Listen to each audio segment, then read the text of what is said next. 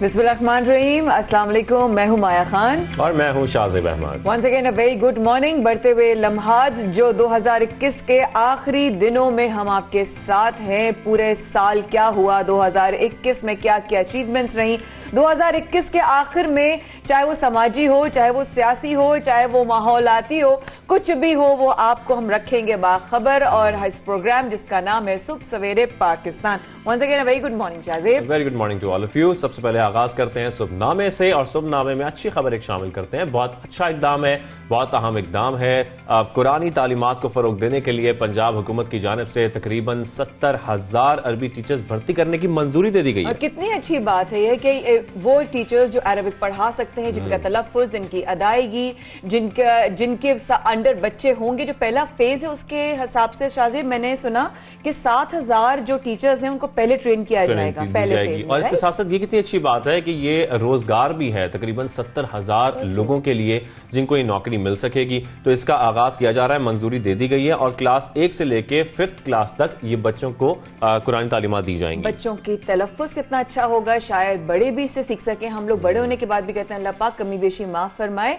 तो तलफ़्फ़ुज़ अच्छा होगा, अदायगी अच्छी होगी। बेसिकली हमारे मुसलमान बच्चों की जो बेसिस है ना वो स्ट्रॉन्ग होना शुरू हो जाएंगी। तो ये आपने अच्छी खबर दे दी, लेकिन आपको पता ना अच्छी खबर के बाद हम हमेशा एक बुरी खबर लेके आते हैं। मैं नहीं दूंगी ये वाली झटकी खबर, मैं नहीं दूंगी। बिजली के झटके की बात करेंगे। एक और झटका लगने वाला है आवाम को, क्योंकि बताया जा रहा है कि सीपीपीए ने बिजली की फी यूनिट कीमत में 4 रुपए 33 पैसे इजाफे की दरखास्त दी है। तो आप लोग एक बार फिर तैयार हो जाए, बिजली महंगी होने वाली है। एक तरफ गैस बहरान है, दूसरी तरफ बिजली मुसलसल महंगी हो रही है। आगे हम बात कर लेते हैं कि सब कुछ महंगा तो हो रहा है, लेकिन हुकूमती दावे भी मुसलसल आते जा रहे हैं और वो सामने आए। अब वजीर मुमलिकत फारूक हबीब की जानिब से उन्होंने ट्विटर पर यह लिखा है कि 3 साल में तरक्की के रिकॉर्ड्स तोड़ दिए हैं पीटीआई हुकूमत ने। ये दावा जो किया है पीटीआई की हुकूमत ने पिछले 3 साल के हवाले से, मैं सिर्फ समझती हूँ कि ये एक दावा ही है, क्योंकि अवाम जो है वो महंगाई की खबर सुन सुन के वो कौन से 3 जो थे वो साल थे। असल में बात ये लॉस हो गया। बिल्कुल सही कह रही हैं, क्योंकि गुज़िश्ता साल कॉर्पोरेट सेक्टर को 929 अरब खालिस मुनाफा हुआ। वो बात ठीक है, लेकिन ये वही बात है जो हम आमतौर पर कहते हैं कि अमीर अमीर तर होता जा रहा है, गरीब गरीब तर होता जा रहा है। आपने खुद ही आखिर में कहा सेक्टर में, तो वो जो सेक्टर है वो हम उस सेक्टर में नहीं आते। कॉर्पोरेट सेक्टर है, लेकिन जो आम आवाम है उनके लिए महंगाई में इजाफा होता जा रहा है। क्योंकि इससे अगली खबर हम यही आपको बता रहे हैं कि तकरीबन 1700 से ज्यादा अशिया पर टैक्स बढ़ाने की तैयारी कर ली गई है। तो ये मामला हो गया ना बैलेंस। अब मैं कुछ भी नहीं कहना चाह रही। ये वो जो है ना, हम जो सुबह नामा है ना, मेरे लिए ये एक झटका नामा होता है। तो आपको ये बता दें कि अशिया पर टैक्सेस की शरह 5 से 7% होगी। और इसमें क्या क्या शामिल है? इसमें मेकअप शामिल है, इसमें इंपोर्टेड गाड़ियां शामिल हैं, इंपोर्टेड आइटम शामिल हैं, इसमें मकामी गाड़ियां शामिल हैं, बिजली, पेट्रोल, गैस, ये सब कुछ है। तो ये सूरज ढलने से पहले 2021 के ये सब कुछ लागू हो जाएगा। आप लोग तैयारी पकड़ लें, 2022 में एंटर होने से पहले ही आप लोगों को महंगाई का सामना करना पड़ेगा। कल सुबह नामा आपको एक और झटका नामा देंगे। और रेजोल्यूशन यही बनाया अपने नए साल का कि आप लोगों ने बिजली बचानी है, गैस बचानी है, ताकि आप लोगों को पूरे साल तक गैस मिलती रहे। और साथ साथ अपनी चीजें भी बचाएं, अपनी आइडेंटिटी बचाएं, अपनी एनआईसी की कॉपीज ना इधर उधर दे दें, अपने अंगूठे के निशान ना इधर उधर दे दें। क्यों कह रही हूँ ये शाज़ेब बताइए। इसलिए कह रही हूँ कि 7,32,000 जाली सिमों की निशानदेही हुई है। और जाली सिम्स नादरा, पीटी और एफआईए के लिए बड़ा अब चैलेंज बन गया है। इसी वजह से एक सिम्स के इजरा के लिए जो सिस्टम है वो नया मुतारिफ कराया जा रहा है और इसका फैसला कर लिया गया कि लाइव फिंगर डिटेक्शन डिवाइसेस मुतारिफ कराई जाएंगी। इससे पहले बायोमेट्रिक होता था, उसको खत्म किया जाएगा। बिल्कुल, अब LFD के जरिए जो है आपकी सिम्स की जो है वो आपके नाम पर सिम्स नहीं निकाली जा चुकेंगी। अगर मैं आपको बताऊं कि जनाब 7,32,000 से ज्यादा जाली सिम्स, अब वो जाली सिम से कनेक्टेड कितने क्राइम्स हैं आप खुद अंदाजा। जब हम साइबर क्राइम के और जो हम फ्रॉड की बात करते हैं वो इस तरीके से तो होते हैं। जब ये जाली सिम्स निकाली जाती हैं, इनको इस्तेमाल किया जाता है, इसी पर्पस के लिए इस्तेमाल किया जाता है। तो ऐसा ही है। ये बात हो गई। और एक और पर्पस भी आपको बताएं कि जिस तरह जाली सिम्स हैं, तो ये तो हो गई जाली सिम्स की बात, लेकिन कुछ असली चीजें भी थी जिनको तबाह कर दिया गया।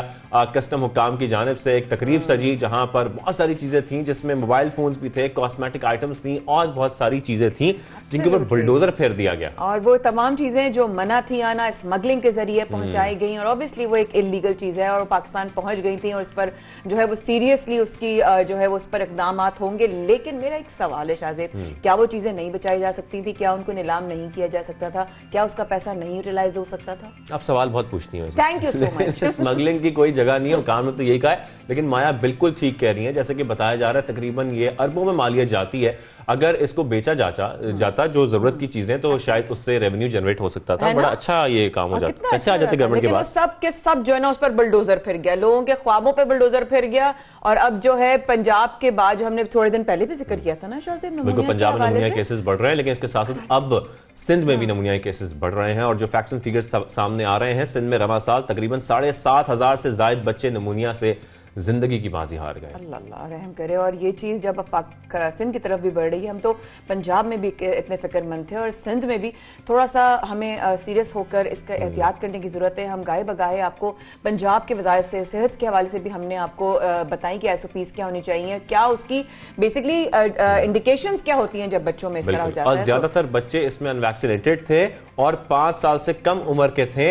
रवा साल 27,000 से ज्यादा बच्चे नमूनिया से मुतासर हुए, जिसमें 40% बच्चे शहरी हैं और 60% सिंध के दही इलाकों से ताल्लुक रखते हैं। और ये बहुत ही ज्यादा अलार्मिंग सिचुएशन है। हमें अभी से इसका जो है ख्याल करना चाहिए। मुल्क भर में इस वक्त नमूनिया और अब जो है जो हमारा कोरोना को लेकर हम में बहुत सारे सवाल। 5वीं लहर के लिए आप लोग तैयार हो जाएं। जो माहिरीन सेहत है वो ये बता रहे हैं कि फरवरी में 5वीं लहर आने वाली है ओमिक्रॉन वेरिएंट की, और अगले 2 हफ्ते बहुत अहम है क्योंकि इसमें केसेस में बहुत ज्यादा इजाफा होने का खदशा भी जाहिर किया जा रहा है। तो खुदा के लिए आप लोगों से रिक्वेस्ट है एक बार के वैक्सीनेशन तो आप लोग करवा रहे हैं और वैक्सीन फिगर्स बहुत अच्छे आ रहे हैं वैक्सीनेशन के, लेकिन एहतियात भी आप लोगों को करना बहुत जरूरी है। मास्क का इस्तेमाल करें, इसके साथ साथ समाजी फासला रखें। और जिस तरीके से हम ये बात कर रहे हैं कि एक तरफ वैक्सीन फिगर्स भी आ जाएं थोड़े, बिल्कुल वैक्सीन फिगर्स और हुकूमती बेहतरीन इकदाम भी हम देख रहे हैं। कोरोना से लड़ने के लिए जो जंग जारी है, इसे बेहतरीन इकदाम उठाए जा रहे हैं हुकूमत पाकिस्तान की जानिब से। जिस तरीके से ये बताया जा रहा है कि कोरोना के खिलाफ जंग में बिल्कुल पाकिस्तान की कारकर्दगी दुनिया के लिए मिसाल बन चुकी है। 15 करोड़ से ज्यादा अफराद को वैक्सीनेटेड किया जा चुका है। बिल्कुल ऐसा ही है, क्योंकि गुज़श्ते 24 घंटों के दौरान रिकॉर्ड 13 लाख से ज्यादा अफराद ने अपनी वैक्सीनेशन जो है वो करवाई। और इसका बेसिस यही है कि आपने SOP का ख्याल रखना, आपने अपनी रिस्पॉन्सिबिलिटी का ख्याल रखा। और अब जहां तक रिस्पॉन्सिबिलिटी का ख्याल रखने, तो कोरोना होने की जो वजूहात है उनका ख्याल रखना बहुत जरूरी है। और ख्याल रखना जरूरी है आर्टिस्टों के जज्बात का भी शाहज़ेब। बिल्कुल आप सही कह रही हैं, क्योंकि आर्टिस्ट के जज्बात जो मजरूह हुए।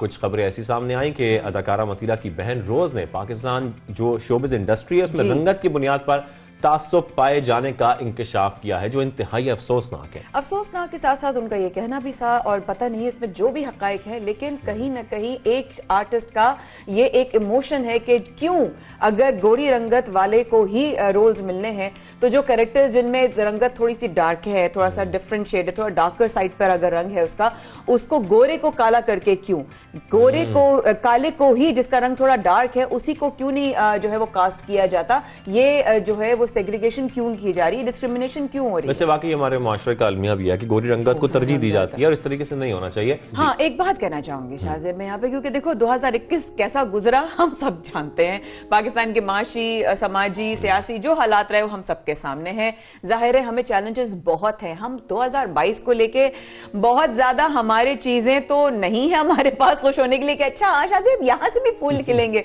शाहज़ेब यहाँ से भी फूल खिलने वाले। लेकिन एक सर्वे और गैलप जो है वो उसके हिसाब से कि 2022 में लोग जो हैं वो बहुत खुश नजर आएंगे, उम्मीद से नजर आएंगे, होपफुल नजर आएंगे। उसका रीजन क्या है? ये जो हम पाकिस्तान में प्रिंसेस ऑफ होप आपको दिखाते हैं ना, हमने दिखाया भी था 2 दिन पहले, इसकी वजह यही है। पाकिस्तान में प्रिंसेस ऑफ होप इसीलिए एग्जिस्ट करती हैं क्योंकि यहाँ के लोग उम्मीद तोड़ते नहीं हैं और उम्मीद पर दुनिया कायम भी है, पाकिस्तान भी उम्मीद पर कायम है। इस तरीके से ये खुश रहते हैं, जैसे मर्जी हालात हो, जितनी मर्जी महंगाई हो, जितनी मर्जी परेशानियां हो, जो मर्जी हो जाए, हमारे लोग कोशिश करते हैं कि प्यार मोहब्बत से रहें, एक दूसरे का साथ दें, एक दूसरे का सहारा बने, और इसी वजह से वो खुश रहते हैं जैसे मर्जी हालात हों। और जो सर्वे किया गया है, जिस तरह के माया जिक्र कर रही है, पाकिस्तान के सूबे खैबर पख्तूनख्वा में खुश रहने वाले अफराद की शरह पाकिस्तान के दीगर सूबों की निस्बत ज्यादा है। यानी कि KPK के लोग बहुत ज्यादा खुश हैं माशाल्लाह। पता है क्यों खुश रहते हैं वो? क्योंकि वो उनको मालूम, अब आप देखें कितने वहाँ पे फेस्टिवल जो होते हैं वो होते हैं, आपके सामने आते हैं। KPK की जो है हुकूमत जो है वो कितना ज्यादा तरक्की कर रही है। आज ही देखिए हमने कितनी जबरदस्त खबर बताई कि KPK में जो है वो आहिस्ता आहिस्ता जो है वो, कल भी हम बता रहे थे Shahzeb if I am not wrong, कि वहाँ पर किस तरह तरक्की की जा रही है। बच्चों के लिए स्कूलों की जब फीसें जो हैं वो सिर्फ बेसिस रह जाएंगी और एक्स्ट्रा खर्चे वालिदैन खुश तो सर्वे अच्छा आएगा, खुश तो सर्वे खुश, और ये सारी चीजें जो है नजर आ रही हैं। ऑब्वियसली KPK की हुकूमत जो है अपने सूबे की, अपने शहरों की, अपने लोगों के जब फिरोग के लिए, तरक्की के लिए जब वो इस तरह के इकदाम उठाएंगे शाहजेब, तो नेचुरल है ना, रिफ्लेक्शन किस पर आता है बताइए? आवाम पे आता है सही कह रही हैं, किसी भी सिचुएशन का जो है वो आवाम पर आएगा। अब आवाम अगर खुश होगी तो हवा में खुश होगा, हवा खुश होगी तो गैलप सर्वे की जो रिसर्चेस हैं वो भी जो है वो अच्छा एवरेज दिखाएंगे। और हम ये खबर देकर खुश हो जाएंगे कि 73% लोग जो हैं उनकी आरा पर मबनी ये सर्वे है और 73% लोगों ने ये कहा है कि हम बहुत खुश हैं। वेरी इंटरेस्टिंग, बड़ी एक इंटरेस्टिंग फैक्ट भी है। तो ये एक हैप्पीनेस का फैक्टर, एक होप का फैक्टनेस, और ये जो खुशी है, उम्मीद चाहे हो या ना हो लेकिन खुशी भरपूर है, हम खुश हैं। देखिए शाहजेब, कितनी इंटरेस्टिंग बात है ना कि उम्मीद नहीं है लेकिन खुश नजर आ रहे हैं। ये सर्वे जानना में मैं बहुत इंट्रीग्ड हूँ, बहुत ही ज्यादा इंटरेस्टिंग सर्वे लग रहा है और मैं जानना चाहती हूँ ताकि उन्हीं बेसिस पे कुछ सिंध में भी ये खुशी नजर इसीलिए आ कहते हैं सके। कि आपको आगे कुछ नजर आ रहा है या नहीं आ रहा है, जैसे कि आप उम्मीद की बात कर रही हैं, लेकिन अगर आप हाल में रहते हुए खुश हैं, यही सबसे बड़ी आपकी कामयाबी है कि आप प्रेजेंट में रहते हुए अपने आसपास की चीजों को देखें, उसको एंजॉय करें और खुश रहें। इसी तरीके से केपीके वाले बहुत खुश हैं। हाँ, I think the faith system is very strong because the difference है ना फेथ और बिलीव में। तो आई थिंक वो फेथ सिस्टम बहुत स्ट्रांग है जिसके बेसिस पे क्या कुछ नहीं होगा लेकिन अल्लाह है ना, अल्लाह देख रहा है। और हम वीडियो भी एक चला रहे हैं ना, जो आप लोग स्क्रीन पर देख रहे होंगे कि गैस घर में आई तो कितने खुश हुए। अब गैस का बहरान तो है लेकिन जब घर में गैस आई है तो ये भी बहुत बड़ी नेमत है। मेरा भी आप लोग सेलिब्रेशन किया करें, खुश हुआ करें कि हमारे घर में 24 घंटों के अंदर 1 घंटा अगर गैस भी आ रही है, 5 मिनट के लिए भी आ रही है, तो उसको भी सेलिब्रेट करें। छोटी छोटी चीजों पर खुशियां मनाना, इसी तरीके से खुश रहा जा सकता है, जिंदगी बसर की जा सकती है और यही तरीका होता है जिंदगी गुजारने का। क्योंकि परेशानियां तो आती रहेंगी और ये टेंशनें तो चलती रहेंगी हमारे मुल्क में भी, और इस तरीके से कुछ आती रहती हैं, फैमिली प्रॉब्लम्स भी आती रहती हैं, लेकिन आपको खुश रहना बहुत जरूरी है, आपकी मेंटल सेहत के लिए भी और फिजिकल फिटनेस के लिए भी। बिल्कुल शाहजेब, क्योंकि अगर आपने देखा है तो दीन में भी है कि आप शुक्र करने वाले रहें, आप शुक्र करते रहो, आप छोटी छोटी चीजों पे शुक्र करते। शुक्र में ना बरकत बहुत है। जब आप शुक्र करेंगे अल्लाह का और कहेंगे अल्हम्दुलिल्लाह तेरा हर हाल में तेरा करम है, तेरा शुक्र है, उस शुक्र में लगेगा मेरे बंदे तूने मेरा शुक्र अदा किया, और अल्लाह पाक और अता करता है। और यही वजह है प्रोबेबली कि हमारे साथ जो अब बिलाल कियानी साहब हमारे साथ मौजूद है ना। बिल्कुल मौजूद है executive director Gallup Pakistan Bilal Kiani sahab. Bilal साहब शुक्रिया हमें शो में ज्वाइन करने के लिए। बड़े दिलचस्प सर्वे आप करते हैं और बहुत सारी मालूमात उससे हमें मिलती हैं। सबसे पहले तो बताइएगा ये जो सर्वे किया गया है खैबर पख्तूनख्वा में, क्या दीगर सूबों में भी ये पहले सर्वे किया गया था? इससे कुछ मालूम हो सका है कि अगर कंपैरिजन किया जाए तो केपीके वाले बहुत खुश हैं, तो किस हद तक खुश हैं? कैसे खुश है? जी थैंक यू सो मच, बहुत शुक्रिया आपने बुलाया। तो ये सर्वे ना सिर्फ पाकिस्तान में किया गया बल्कि दुनिया भर में भी किया गया। ये गैलप इंटरनेशनल के साथ मिलकर हमने सर्वे किया जिसमें तकरीबन 41,000 अफराद दुनिया भर से शामिल हुए, कोई 44 के करीब मुल्क भी शामिल थे। इनमें पाकिस्तान में भी सारे पाकिस्तान में सर्वे किया गया, दूसरे और सूबों में भी किया गया केपी के अलावा। और इंटरेस्टिंग भी केपी में सबसे ज़्यादा लोग जो है वो अपनी ज़िंदगी से खुश में नज़र आए, मगर बाकी सूबों वाले भी बहुत पीछे नहीं थे। सेकंड नंबर के ऊपर जो है हमारे सिंध के भाई और बहनें थी, थर्ड नंबर पे बलूचिस्तान और फिर पंजाब। इन सब सूबों में भी 60% से ज़्यादा हम नेट हैप्पीनेस हमने देखी। तो पाकिस्तानी जनरली एक पुरुमीद और अच्छा खुश बिलाल रहने साहब, इसके साथ आप उनकी वजूहात भी पूछते हैं कि खुश होने की वजह क्या है? जैसे कि आप कह रहे हैं कि पहले नंबर पर केपीके है, फिर सिंध है, बलूचिस्तान है, पंजाब है, तो ये फर्क किस चीज़ का है और किस वजह से केपीके वाले ज़्यादा खुश हैं? कुछ वजूहात भी, कुछ इस किस्म की बातें भी इस सर्वे में है?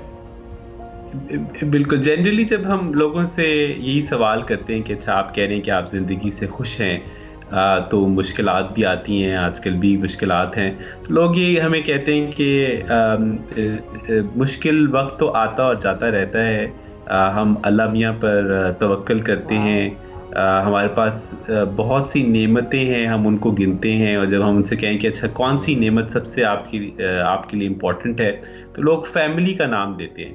वो कहते हैं कि हमारे पास सेहत है, हमारे पास बाल बच्चे हैं, एक अच्छी लिविंग कंडीशन है, तो हमें परेशान होने की क्या ज़रूरत है, अच्छा वक्त भी आ जाएगा अगर अभी नहीं है। वाह वाह वाह वाह, ये तो बड़ी जबरदस्त बात आपने बिलाल साहब बताई कि लोगों का ये कहना ये बड़ा अच्छा जवाब है। अगर ये जवाब सब लोग सुन रहे हैं तो इससे मेरे ख्याल है बड़ा स्ट्रॉन्ग पॉजिटिव टेक अवे होना चाहिए कि अपने बच्चों और अपनी फैमिली, अपने माँ बाप को लेकर आप इतने पॉजिटिव हों कि यार अल्लाह का शुक्र है घर वाले तो हैं, कितनी बड़ी नेमत है घर वाले सबके साथ होना। अच्छा, इस सारी स्टडी में अगर बिलाल भाई मैं आपसे पूछूं तो कितने फीसद लोग नाखुश थे और उनके नाखुश होने की क्या वजह थी, या डिप्रेसिव होने की क्या वजह थी, या नेगेटिव या पेसिमिस्ट होने की क्या वजह थी? बिल्कुल। तो तकरीबन इसमें कोई 23% लोगों ने हमें ये कहा कि वो या अभी ज़ाती तौर पर खुश नहीं है या बहुत नाखुश हैं। और जब हम जनरली उनसे नाखुशी की वजह पूछते हैं तो उसमें एक गुर्बत का होना, बेरोजगारी का होना, महंगाई का मुल्क में होना, और एक generally lack of direction in the country का होना, और कुछ हालात में लोगों की जब हेल्थ, घर में अफराद की हेल्थ ख़राब होती है, तो ये वो 4-5 वजूहात हैं जो लोग जनरली हमें बताते हैं कि इसलिए मैं अपनी ज़िंदगी से इस वक्त खुश नहीं हूँ। तो बिलाल साहब, उम्मीद की जब बात करते हैं तो कुछ लोग ऐसे भी थे जैसे कि बता रहे हैं जो नाखुश थे, क्या उन्हें उम्मीद थी कि आगे जाके हालात बेहतर हो जाएंगे और मामला ठीक हो जाएंगे? जी, ये कोई तकरीबन 10 से 15% पाकिस्तानी हम जब भी मेजर करते हैं, और ये सर्वे इसलिए इंटरेस्टिंग है कि ये तकरीबन 1980s से हम पाकिस्तान में कर रहे हैं और दुनिया भर में भी हो रहा है। तो हमने देखा है कि 10 से 15% अफराद ऐसे हैं जो ना सिर्फ ज़ाती तौर पर अभी नाखुश होते हैं जब हम सर्वे करते हैं, बल्कि उनमें थोड़ी सी नाउमीदी भी पाई जाती है कि आगे जाकर भी उनको लगता है कि हालात बेहतर नहीं होंगे। ये वो लोग हैं कि जिनको हमारी असिस्टेंस की ज़रूरत है, एक हेल्थ सेक्टर की असिस्टेंस की ज़रूरत है, कि जिनको एक प्रोफेशनल केयर की भी शायद ज़रूरत है। डिप्रेशन पाकिस्तान ये एक एलिमेंट, सॉरी मैं आपकी बात काट रहा हूँ, बड़ा इंपॉर्टेंट होता है कि आप सर्वे जो कर रहे हैं वो किस की राय ले रहे हैं, उनमें कौन कौन लोग शामिल होते हैं, क्या उसमें यूनिवर्सिटी के स्टूडेंट्स भी होते हैं, उसमें बच्चे भी शामिल होते हैं, उसमें नौकरी पेशा अफराद भी होते हैं, बिजनेसमैन भी होते हैं, तो आप लोग सैंपल को डिवाइड किस तरीके से करते हैं कि कौन कौन इसमें शामिल होता है और फिर किस तरीके से उसकी परसेंटेज निकाली जाती है? राइट। तो जो पाकिस्तान में हम सर्वे करते हैं ये शुमारियाती तौर पर रैंडम सैंपल पिक किया जाता है, जिसका मतलब ये है कि पाकिस्तान सर्वे में जो शामिल अफराद हैं उनका तनासब बिल्कुल वैसा ही है जैसा पाकिस्तान में आबादी में अफराद का है। तो जितने फ़ीसद मर्द और ख़वातीन हैं हम उतने फ़ीसद ले लेते हैं। जैसे इस सैंपल में 50% मर्द हैं, 50% ख़वातीन हैं। इसमें आप मेंशन कर रहे थे यूनिवर्सिटी स्टूडेंट्स, तो तकरीबन 50% जो हैं वो 18 से 35 साल के अफराद हैं, क्योंकि पाकिस्तान की आबादी में 18 से 35 साल के अफराद की तादाद तकरीबन 50% है। इसमें 50% अर्बन इलाकों वाले हैं और 50% रूरल इलाकों के हैं, क्योंकि सेंसस नंबर हमें ये बताता है कि ये शरह। बिलाल साहब, हम उम्मीद करते हैं कि आगे चलकर भी ये जो परसेंट है अभी 73% की, ये तकरीबन 99% पर जाए, बल्कि 100% पर जाए। लोग इस तरीके से खुश रहें। बिलाल कियानी साहब हमारे साथ मौजूद थे, बहुत शुक्रिया, आपने हमें ज्वाइन किया। और खुशी की बात हो रही है।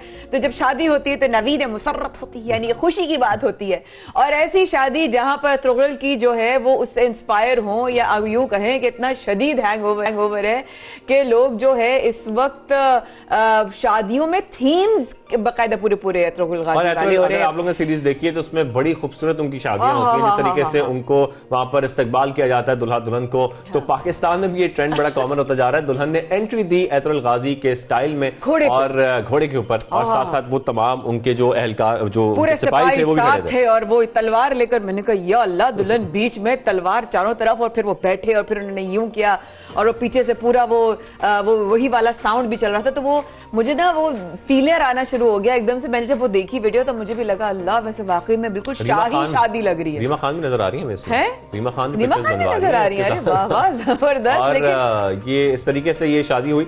और खैर जो दुल्हन थी, हम उम्मीद करते हैं कि वो जिस तरीके की दिख रही है, शायद उन्होंने ड्रेसिंग हलीम सुल्तान जैसी नहीं की, लेकिन उनको वो भी करनी चाहिए थी। लेकिन एंट्री शानदार तरीके से हुई, और इसी शानदार तरीके से हम छोटा सा वक्फा लेते हैं और इसी शानदार तरीके से हम वापस आएंगे और हंसते खेलते हैं कि हम चाहते हैं गैलप सर्वे पूरे पाकिस्तान में जबरदस्त 100% हो। तो यूं गए और यूं हुआ है।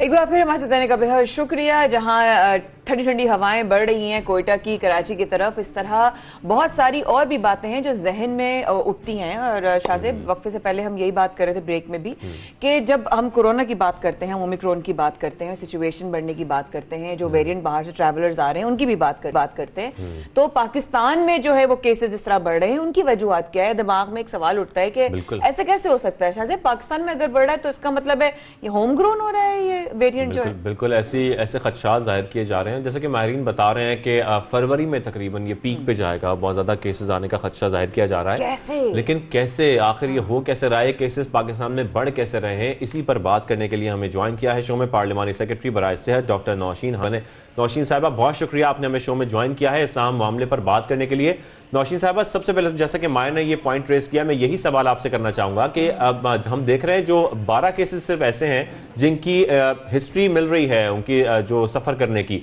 अगर बाकी तमाम केसेस पाकिस्तान से आ रहे हैं तो ये किस तरीके से आ रहे हैं? क्या हम ये कह सकते हैं कि ये वेरिएंट यहीं पर जन्म ले रहा है, पाकिस्तान के अंदर फैल रहा है? नहीं जी, ऐसी बात नहीं है। ये वेरिएंट आया तो बाहर से ही है, मगर जाहिर है कि जो लोग बाहर से ट्रेवल करके आए हैं वो यहाँ आके बहुत सारे लोगों को मिले होंगे और इस तरह से वो स्प्रेड करता है। तो कॉन्टैक्ट ट्रेसिंग जो है वो की जा रही है। ये 12 तो वो हैं जो कि डायग्नोज हो गए हैं, जिनका हमें पता है। हो सकता है कि इससे भी ज्यादा बाहर के ट्रेवलर्स जो हैं इससे ज्यादा नंबर में हो, क्योंकि ये टेस्ट जिस वक्त आपके एयरपोर्ट पे होता है तो ये कई दफा आपका नेगेटिव भी आता है, गो के आप कैरियर होते हो। और दूसरी बात ये कि साइलेंट बगैर सिम्टम्स के बगैर भी जो लोग वैक्सीनेट होते हैं उनको कई दफा सिम्टम्स नहीं होते, मगर वो इन्फेक्शन को कैरी कर रहे होते हैं और वो दूसरों तक उसको पहुंचा सकते हैं। तो डेफिनेटली ट्रेवलर्स की तादाद भी इससे ज्यादा हो सकती है, मगर ये आया बाहर से ही है। और गवर्नमेंट ने अपनी पूरी कोशिश की थी कि हम इसको जितना डिले कर सके हम इसको करें, क्योंकि विजिलेंस एयरपोर्ट्स पे बहुत स्ट्रॉन्ग कर दी थी, टेस्टिंग बहुत ज़्यादा बढ़ा दी थी एयरपोर्ट्स पे। रैपिड एंटीजन टेस्ट जो था वो इन सी कैटेगरी ममालिक के लिए कंपलसरी कर दिया था। उसके अलावा उनको यहाँ आके जो भी सी कैटेगरी ममालिक से पाकिस्तान आए हैं उनको एक कंपलसरी क्वारंटीन भी करना पड़ रहा है, चाहे उनका टेस्ट नेगेटिव भी हो फिर भी उनको 3 दिन के लिए जो है क्वारंटीन करना पड़ता है। तो मैं समझती हूँ हुकूमत के इक़दामात की वजह। सॉरी मैं आपकी बात काट रहा हूँ, जैसा कि आप कह रही हैं क्वारंटीन उनको करना जरूरी है, इस बात को मेक श्योर कैसे किया जाता है कि वाकई वो लोग क्वारंटीन कर रहे हैं? क्योंकि अक्सर अफराद जो है वो अपने घर चले जाते हैं क्वारंटीन में, लेकिन उस तरीके से फॉलो नहीं करते इस तमाम इंस्ट्रक्शंस। जी, कुछ वाकयात ऐसे आए हैं कि नोटिस में कि जिनको सियालकोट एयरपोर्ट या जहां से उनको क्वारंटीन की तरफ ले जाया जा रहा था मगर वो वहां से निकल गए। तो मैं समझती हूँ कि इसमें हुकूमत का तो बहरहाल फर्ज है ही कि हम इंश्योर करें कि वो लोग क्वारंटीन में रहें, मगर एक जिम्मेदार शहरी का भी ये फर्ज है कि अगर उसको पता है कि वो रिक्वायरमेंट है तो वो भी अपना रोल अदा करे। और मगर मेजॉरिटी जो लोग हैं वो बिल्कुल क्वारंटीन कर रहे हैं और जो हुकूमत के SOPs हैं उसके मुताबिक ही चल रहे हैं। और इसी वजह से मैं समझती हूँ कि ये पाकिस्तान में आने से पहले दुनिया के 100 से ज़ायद ममालिक में आ चुका था, पर हमारी जो गवर्नमेंट ने पॉलिसीज की थी उससे डिले हुआ पाकिस्तान में आना। अग्रीड डॉक्टर साहबा, I completely agree with you कि इतनी सख्ती के वजूद इसीलिए ये रिजल्ट आज निकला है और हमें नजर आ रहा है, जो कि हम समझते हैं कि हमारी अचीवमेंट भी है हमारी मुल्की लेवल पर। लेकिन एक चीज़ आपने अभी खुद ही कही कि इंडिविजुअल बेसिस पे जो हमें जिम्मेदारी का एहसास होना चाहिए उसमें अभी बहुत हद तक, क्योंकि मैं बहुत ही एक आम इंसान हूँ और मैं देखती हूँ आम लोगों को जब, तो अभी भी लापरवाही का जो वो एक साइकोलॉजिकल उनका एक नजर आता है ना, उसमें नजर आता है कि उसमें लापरवाही है। उसकी सबसे ज्यादा बेसिस किस वजह से है? वो क्यों है रिबेलियस?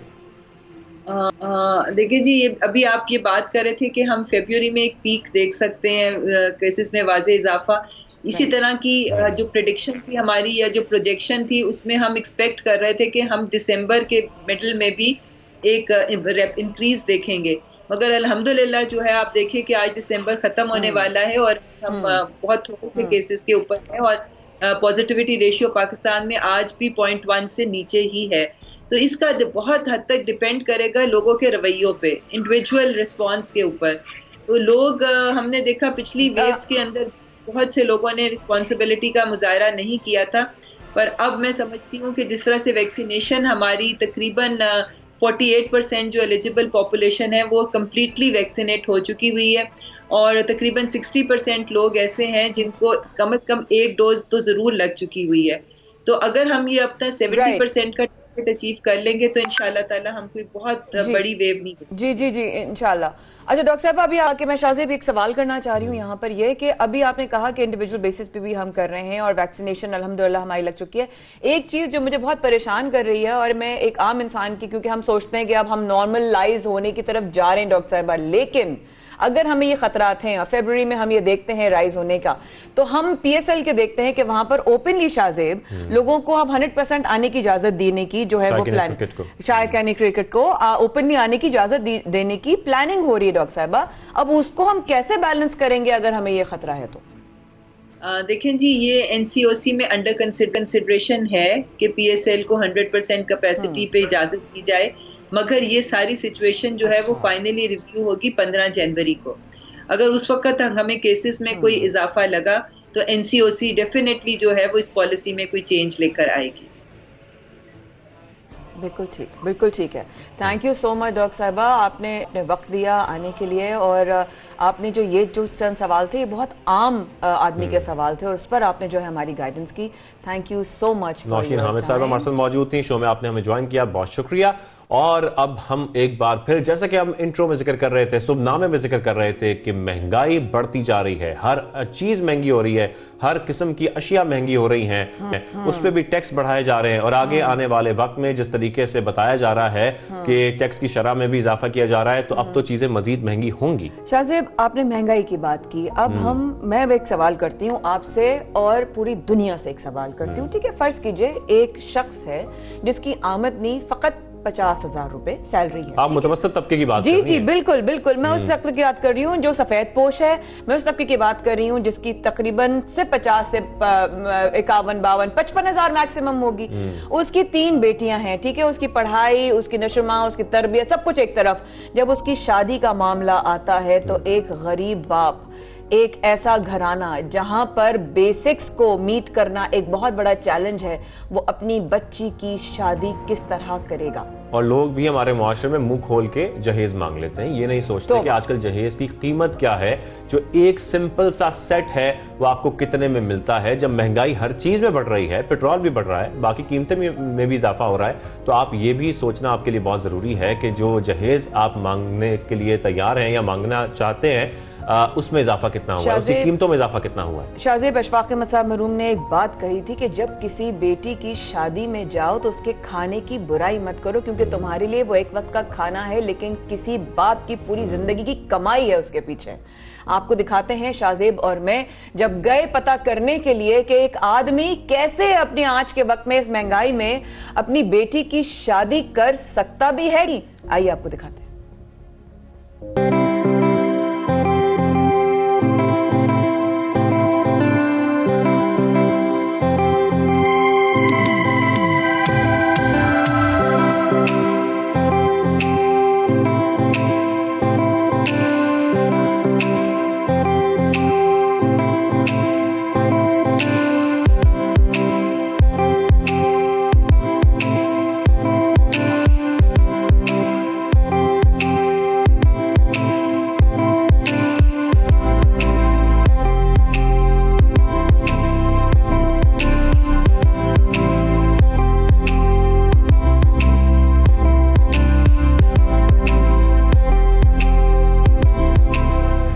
शादी ब्याह की चीज़ों में सबसे मेन चीज़ों में आता है एक सेट कम से कम होना चाहिए।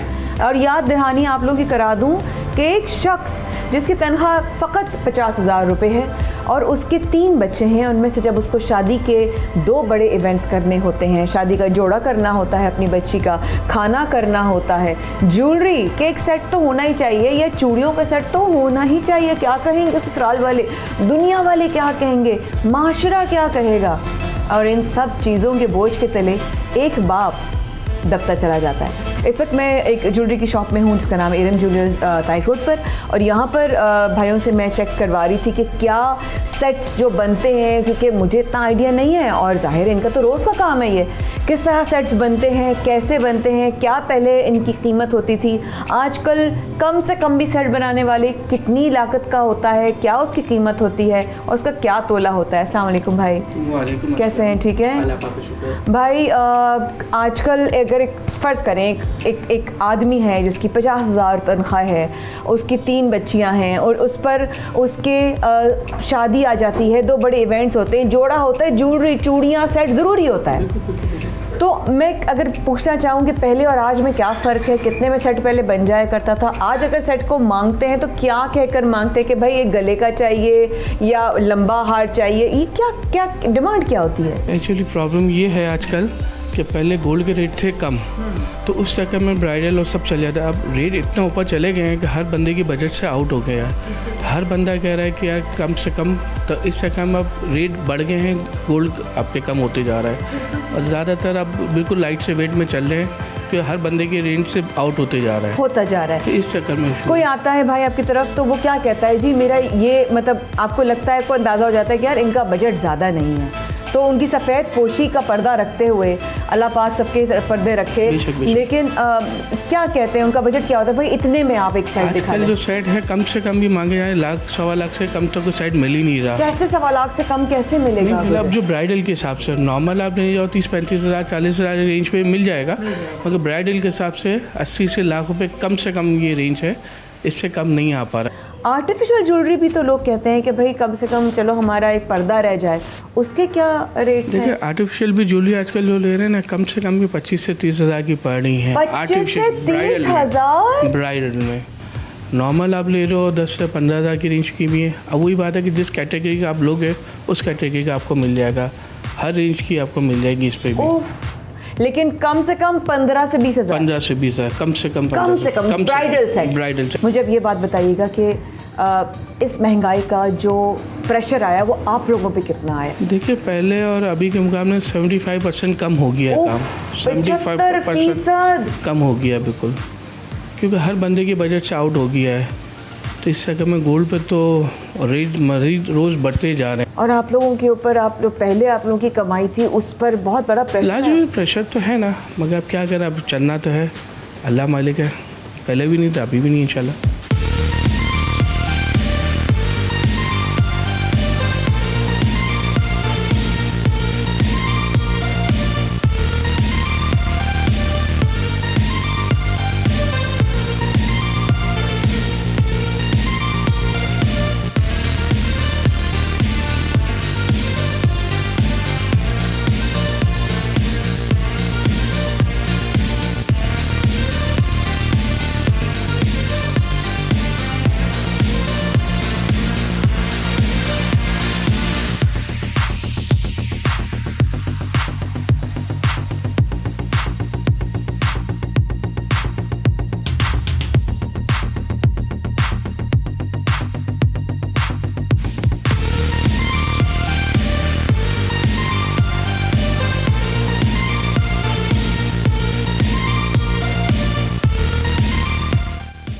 अब जब हम बाज़ार में निकले ही हैं, हम देखने के लिए कि क्या ज़ेवरात की कीमतें हैं, क्या जोड़ों की कीमतें हैं, कैसे एक आम इंसान जिसका ताल्लुक़ मुतवस्सित तबके से है, वो कैसे अपने घर की बच्ची की शादी आज की महंगाई और आज के हालात में कर सकता है। मुझे बताइए कि अगर मैं आज आपसे कहूँ कि एक ऐसा शख्स जिसकी 50,000 रुपये तनख्वाह है, 3 बच्चियाँ हैं उसकी, एक बच्ची की शादी सर पर खड़ी है, उसको 2 कम से कम एक जोड़ा बड़े दिन का, फिर उसको जहेज़ में भी कुछ जोड़े बनवाने होते हैं, चलो उसको एक आध जोड़ा कोई एक्स्ट्रा भी बना, क्या बना सकता है एक आम इंसान? बहुत मुश्किल है, आज के दौर के हिसाब से बहुत ज़्यादा मुश्किल है, क्योंकि आप कोई भी अगर उरूसी लिबास, वेडिंग ड्रेस आप कोई थोड़ा भी अच्छा और मुनासिब भी देखते हैं तो मुनासिब से मुनासिब भी लाख से ऊपर की रेंज में आता है मार्केट में जी। तो अब इसके अंदर अगर आप जैसे कह रहे हैं कि 50,000 उनकी सैलरी है, बहुत मुश्किल है कि वो अच्छी तरीके से अपना इवेंट करवा सके और अपनी मर्ज़ी के ड्रेसेस पहनवा सके। बच्चे की तो ख्वाहिशें होती हैं, बेटियों की ख्वाहिश तो होती है। ख्वाहिशात हैं इसी वजह से, लेकिन अब महंगाई इस हद तक हो चुकी है कि हर चीज़ के रेट बहुत ज़्यादा बढ़ चुके हैं। अगर मैं इस जोड़े की बात करूँ, इसका दुपट्टा और इसकी शर्ट और इसका शरारा कितने का होगा? ये एज इट इज़ तो खैर काफ़ी एक्सपेंसिव है। इसकी बैक फ्रंट पूरा एम्ब्रॉयडर्ड है। ये 4.5 लाख के करीब है। 4.5 लाख रुपए का ड्रेस है ये। और मगर अगर आप कोई एवरेज भी लेती हैं, ये तो जैसे बहुत ही हैवी हो गया, एवरेज भी आप लेंगी तो वो आप समझें लाख से ऊपर की रेंज में ही आपको कोई नॉर्मल ड्रेस है जो पहले हमारे बन जाते थे 50-60,000 में, वो नहीं बन। अब वो कॉस्टिंग अब ख़त्म हो चुकी है। अब वो वही ड्रेसेस लाख से ऊपर जा चुके हैं। अगर किसी की बाइंग पावर नॉर्मल क्लाइंट की होती थी किसी के दौर में 40,000-50,000 में, आपसे ज़्यादा पुरानी बात नहीं, आज से 3-4 साल पहले की बात बता रहा हूँ, 40-50 हज़ार रुपये का कोई ख़रीदने आए तो एक अच्छी रेंज होती थी हमारे लिए कि वो एक अच्छी रेंज लेकर आए। अब उसकी रेंज हो गई है 20-25 और महंगाई अलग हो गई है। 20-25 हज़ार रेंज हो गई। आइए आपको लेकर चलते हैं कि और मार्केट में और चीज़ें जो एक शादी में एक बेटी के लिए ज़रूरी होती हैं, उनकी कीमतें किस कदर और कौन से आसमान से बातें कर रही हैं।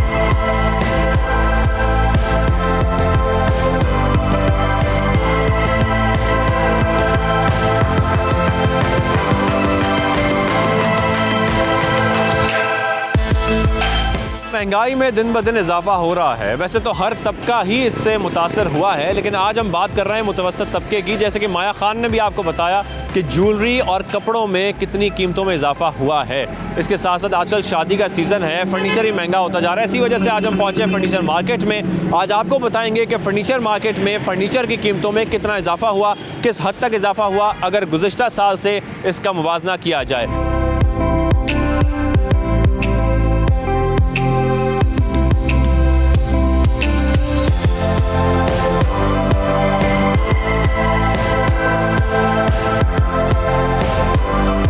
फर्नीचर मार्केट का जैसे कि हमने रुख किया है, अंदर हम आ गए हैं। यहाँ पर हम देख रहे हैं कि मुख्तलिफ किस्म का फर्नीचर यहाँ पर दस्तयाब है। कुछ आपको महंगा फर्नीचर भी मिलता है, कुछ सस्ता भी मिलता है, कुछ दरमियानी प्राइस का फर्नीचर भी होता है। लेकिन जो आज हम समझने के लिए निकले हैं बाहर, उसका मकसद यही है कि जो मुतवस्सित तबका है, जितनी उनकी आमदनी है, उसमें किस किस्म का फर्नीचर वो खरीद सकते हैं। अगर हम एक सिंपल सा सेट की बात करें जिसमें एक बेड शामिल होता है, एक ड्रेसिंग टेबल होती है, एक अलमारी होती है, वो कितने का मिलता है, यही जानने के लिए हम निकले हैं। यहाँ पर भाई हमारे साथ मौजूद है। अस्सलाम वालेकुम, कैसे हैं आप? ठीक ठाक है। क्या नाम है आपका? मोहम्मद नबियान। अच्छा, मुझे ये बताइएगा सबसे पहले कि आपके पास मुख्तलिफ लोग आते होंगे ख़रीदने के लिए, और आजकल क्योंकि शादियों का सीज़न भी है तो ज़्यादा लोग आते हैं फर्नीचर ख़रीदने के लिए। सबसे पहले मुझे बताएं कि एक बेड और एक अलमारी और एक ड्रेसिंग टेबल का जो सिंपल सा सेट होता है वो कितने तक का मिल जाता है और उसकी प्राइसेस कितनी वेरिएट करती हैं? लाख रुपए का भी सेट होता है, 1,20,000 का भी होता है, 2 लाख का। जैसी चीज़ होती है वैसे पैसे होते हैं, जैसी डिज़ाइन होती है वैसे पैसे होते हैं। अच्छा, और इस वक्त जो हम पीछे बेड देख रहे हैं ये तकरीबन कितने के ही हैं? 1.5 लाख के, 2 लाख के?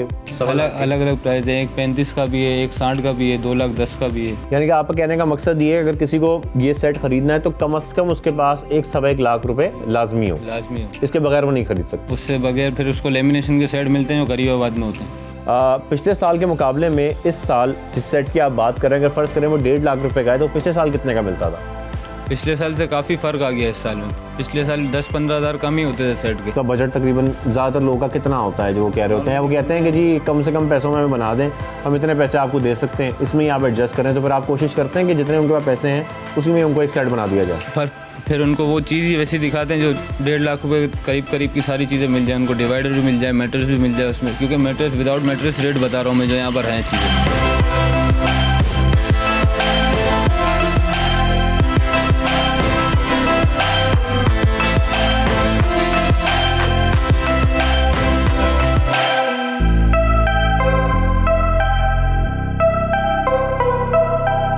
महंगाई हर चीज़ पर असरअंदाज होती है। जिस तरीके से हम आपको बता रहे थे, चाहे ज्वेलरी की बात हो, कपड़ों की बात हो, हर चीज़, हर अशिया महंगी होती जा रही है। फर्नीचर मार्केट के अंदर हम मौजूद हैं, जानने की यही कोशिश कर रहे हैं कि मुतवस्सित तबका कितने में एक फ़र्नीचर हासिल कर सकता है, कितने पैसे उसको चाहिए होते हैं। अस्सलाम वालेकुम, कैसे हैं आप? ठीक ठाक हैं? अस्सलाम, आप बताइए, आप ठीक हैं? अल्लाह का शुक्र, ठीक ठाक। हम बात कर रहे हैं मुतवस्सित तबके की जिसकी आमदनी, मिडिल क्लास अगर आप आदमी की बात कर रहे हैं तो 1.5 से 2 लाख रुपए का बेडरूम सेट, यानी कि जिसकी तनख्वाह अगर 30,000 रुपये भी है या 40,000 रुपये भी है ज़्यादा, उसके लिए भी कितनी बड़ी मुसीबत है कि उसको घर के लिए जाके 1.5 लाख रुपए का कम से कम खरीदना पड़ेगा। बेडरूम सेट आज से 1 साल पहले हम इजीली 1,20,000 रुपए का सेल आउट किया करते थे। 40% रेट इंक्रीज हो गया उसका। था, आज वही बेडरूम सेट 1,80,000 रुपये से कम नहीं है। देखिए परेशानी तो ये है कि जब किसी को अपनी बेटी के लिए जहेज देना होता है और उसके ऊपर प्रेशर भी डाला जा रहा होता है कि उसको जहेज देना ही देना है, उसको खरीदना है, और जब बाजारों के अंदर वो निकलता है कोशिश करता है कि मुझे कम से कम पैसों में एक अच्छी चीज़ मिल जाए जो वो अपनी बेटी को दे भी सके, इज्जत के साथ घर वापस भी आ सके, उसको आप क्या देते हैं? वो आपसे क्या मांगता है? तो वो बेचारा मजबूरन क्वालिटी में कॉम्प्रोमाइज़ भी करता है, कुछ हम उसके साथ फेवर करते हैं। अब जैसे पहले हमारा मार्जिन ऑफ प्रॉफिट जो था, आज वो मार्जिन ऑफ प्रॉफिट भी नहीं रहा, और बेचारा वो चीज़ जो पसंद करता है वो परचेज नहीं कर पाता, फाइनली कॉम्प्रोमाइज़ ही करके जाता है। आप कॉम्प्रोमाइज़ भी कर लेते हैं कहीं पे कि यार अगर कोई शख्स ऐसा है जिसको ज़रूरत है और उसके बाद इतने पैसे नहीं है तो मेरा कुछ पैसे कम हो जाए लेकिन उसकी ज़रूरत पूरी हो जाए। जिस क्लाइंट से अच्छी गुफ्तगू हो जाती है वो बेचारा ये भी हमसे रिक्वेस्ट करता है कि यार कुछ पेमेंट जो है वो आपकी बकाया, मैं आपको इस दिन पे करूँगा। बाज़ दफ़ा ऐसी भी सिचुएशन हमारे साथ आती है। जिसकी आमदनी 30,000 रुपये है, तो मैं तो यही आज जानने के लिए निकला हूँ कि उसको फिर किस तरीके से फर्नीचर मिलता है या आप किस तरीके से उसको बेचते हैं? मैं आपको ये बात बताता हूँ, जिसकी आमदनी 30,000, 35,000, 50,000 रुपये है, आजकल एक मिडिल क्लास तबके का गुजर बसर 50,000 रुपये से ही है। और अगर इस तबके का भी आदमी है, अपनी बेटी की शादी करने निकला है, तो वो बेचारा उधार लेकर ही करता है सब कुछ। अगर पिछले साल के साथ मुवाजना किया जाए तो कितना महंगाई में इजाफा हुआ, आपकी चीज़ें कितनी बढ़ गई और आपका खर्चा कितना बढ़ गया। वही तमाम फर्नीचर जो पिछले साल आप बेचते थे वो अब कितने में बेचना पड़ता है आपको? सर अभी मैं आपको अपनी फील्ड के हवाले से अगर बात करूं तो कोई शख्स अगर नया न्यू बॉर्न कदम रख रहा है इस फील्ड के अंदर तो वो बिल्कुल भी सर्वाइव नहीं कर सकता। हम लोग 5-6 साल से कंसिस्टेंटली कारोबार कर रहे हैं, हमारा अपना पर्सनल क्लाइंट सेट हो गया तो इस वजह से चल रहा है। हालांकि एक साल के अंदर 40% रेट इंक्रीज़ हुआ है हमारी फील्ड के अंदर। अगर मैं कहूँगी मेरे पास भी बहुत ही कम पैसे हैं, आप बस मुझे बताएं इससे सस्ता आप नहीं दे सकते, सब सस्ता है। तो मेरे पास 3 पीस, एक अदर बेड, 2 साइड टेबल, एक 3 पल्ले वाली अलमारी और एक अदर ड्रेसिंग 4 फीट की, ये कम से कम मेरे पास 1,30,000 रुपये का सर। ठीक है, पार्टेक्स के अंदर पॉलिश में है। ठीक है, यानी कि हम जिस मुतवसत तबके की बात कर रहे हैं जिसकी आमदनी 30,000 से शुरू होती है और ज़्यादा से ज़्यादा 50 तक चली जाती है, अगर उसको भी अपनी बेटी के लिए जहेज खरीदना है या फर्नीचर मार्केट में जाकर फर्नीचर हासिल करना है तो 1,30,000 रुपये उसको लाजमी अपनी जेब में रखने होंगे, तब वो ये तमाम चीज़ें हासिल कर सकता है। वो भी जो बताया जा रहा है कि बिल्कुल सिंपल एक सेट जो होता है वो ख़रीदने के लिए।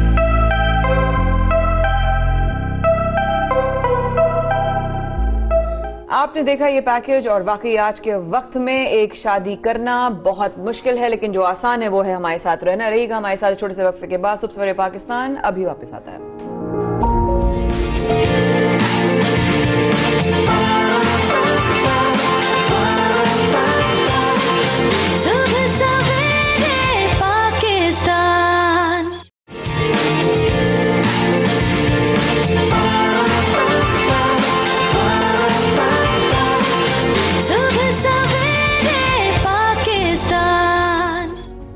वेलकम बैक, हमारे साथ रहने का बहुत शुक्रिया। और अब हम बात करते हैं और लगाते हैं गोल चक्कर दुनिया का और देखते हैं दुनिया भर में क्या हो रहा है। सबसे पहले बात करेंगे 3D मम्मी की। क्या बात है शाहजेब, इतने सालों बाद अगर हमें ये पता चलेगा जो पहला फिरौन था उसका दरअसल उसका चेहरा, उसकी नकूश, उसके फीचर्स कैसे थे, एक्चुअली बहुत इंट्रीगिंग खबर है ये। बिल्कुल, मिस्र में 3000 साल पुरानी मशहूर हनूतशुदा मम्मी को डिजिटल तौर पर खोल दिया गया है। 1881 में दरियाफ्त होने के बाद इसको मास्क को हटाया नहीं गया था, लेकिन अब पहली मरतबा इसके राजों से पर्दा उठाया जा रहा है।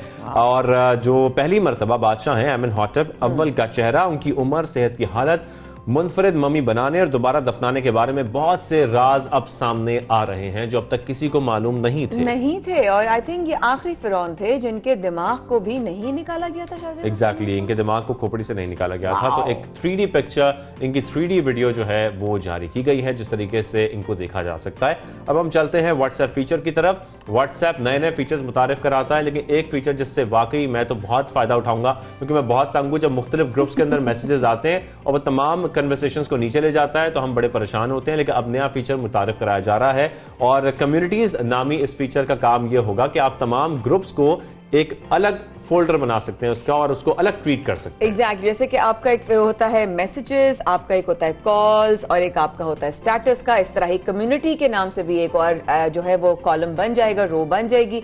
उसमें आप अपने सारे जितने भी ग्रुप्स हैं जिनसे शाहजेब, क्योंकि मैं तो बहुत शरीफ आदमी हूँ, शाहजेब बहुत सारे ग्रुप्स में, तो शाहजेब कह रहे मैं एक ही साथ सारे ग्रुप्स डाल दूंगा और वहीं पे इनबॉक्स होगा और वहीं पे जो है वो आउटबॉक्स होगा। है शाहजेब ऐसे ही ना? ताने मार रही है मुझे। iOS ऑपरेटिंग सिस्टम पर बीटा वर्जन पर आजमाइश के लिए मुतारिफ कराया गया है सबसे पहले, और इसको सार्फिन बहुत पसंद कर रहे हैं, बहुत खुश हो रहे हैं कि बहुत अच्छा फीचर है, यानी कि ये उम्मीद की जा सकती है कि एंड्रॉइड में भी बहुत जल्दी मुतारिफ हो जाएगा। क्या जबरदस्त। और किस्मत अगर मेहरबान हो तो ऐसे मेहरबान हो किसी पर कि गलती से भी जो है वो लॉटरी लग जाए। बिल्कुल, उन्होंने बटन दबाया $5 टिकट का, और जब वो टिकट लेकर घर पहुंची तो उन्होंने मैरीलैंड की लॉटरी स्मार्ट ऐप से बार कोड स्कैन किया तो पैगाम उनको मौसूल हुआ।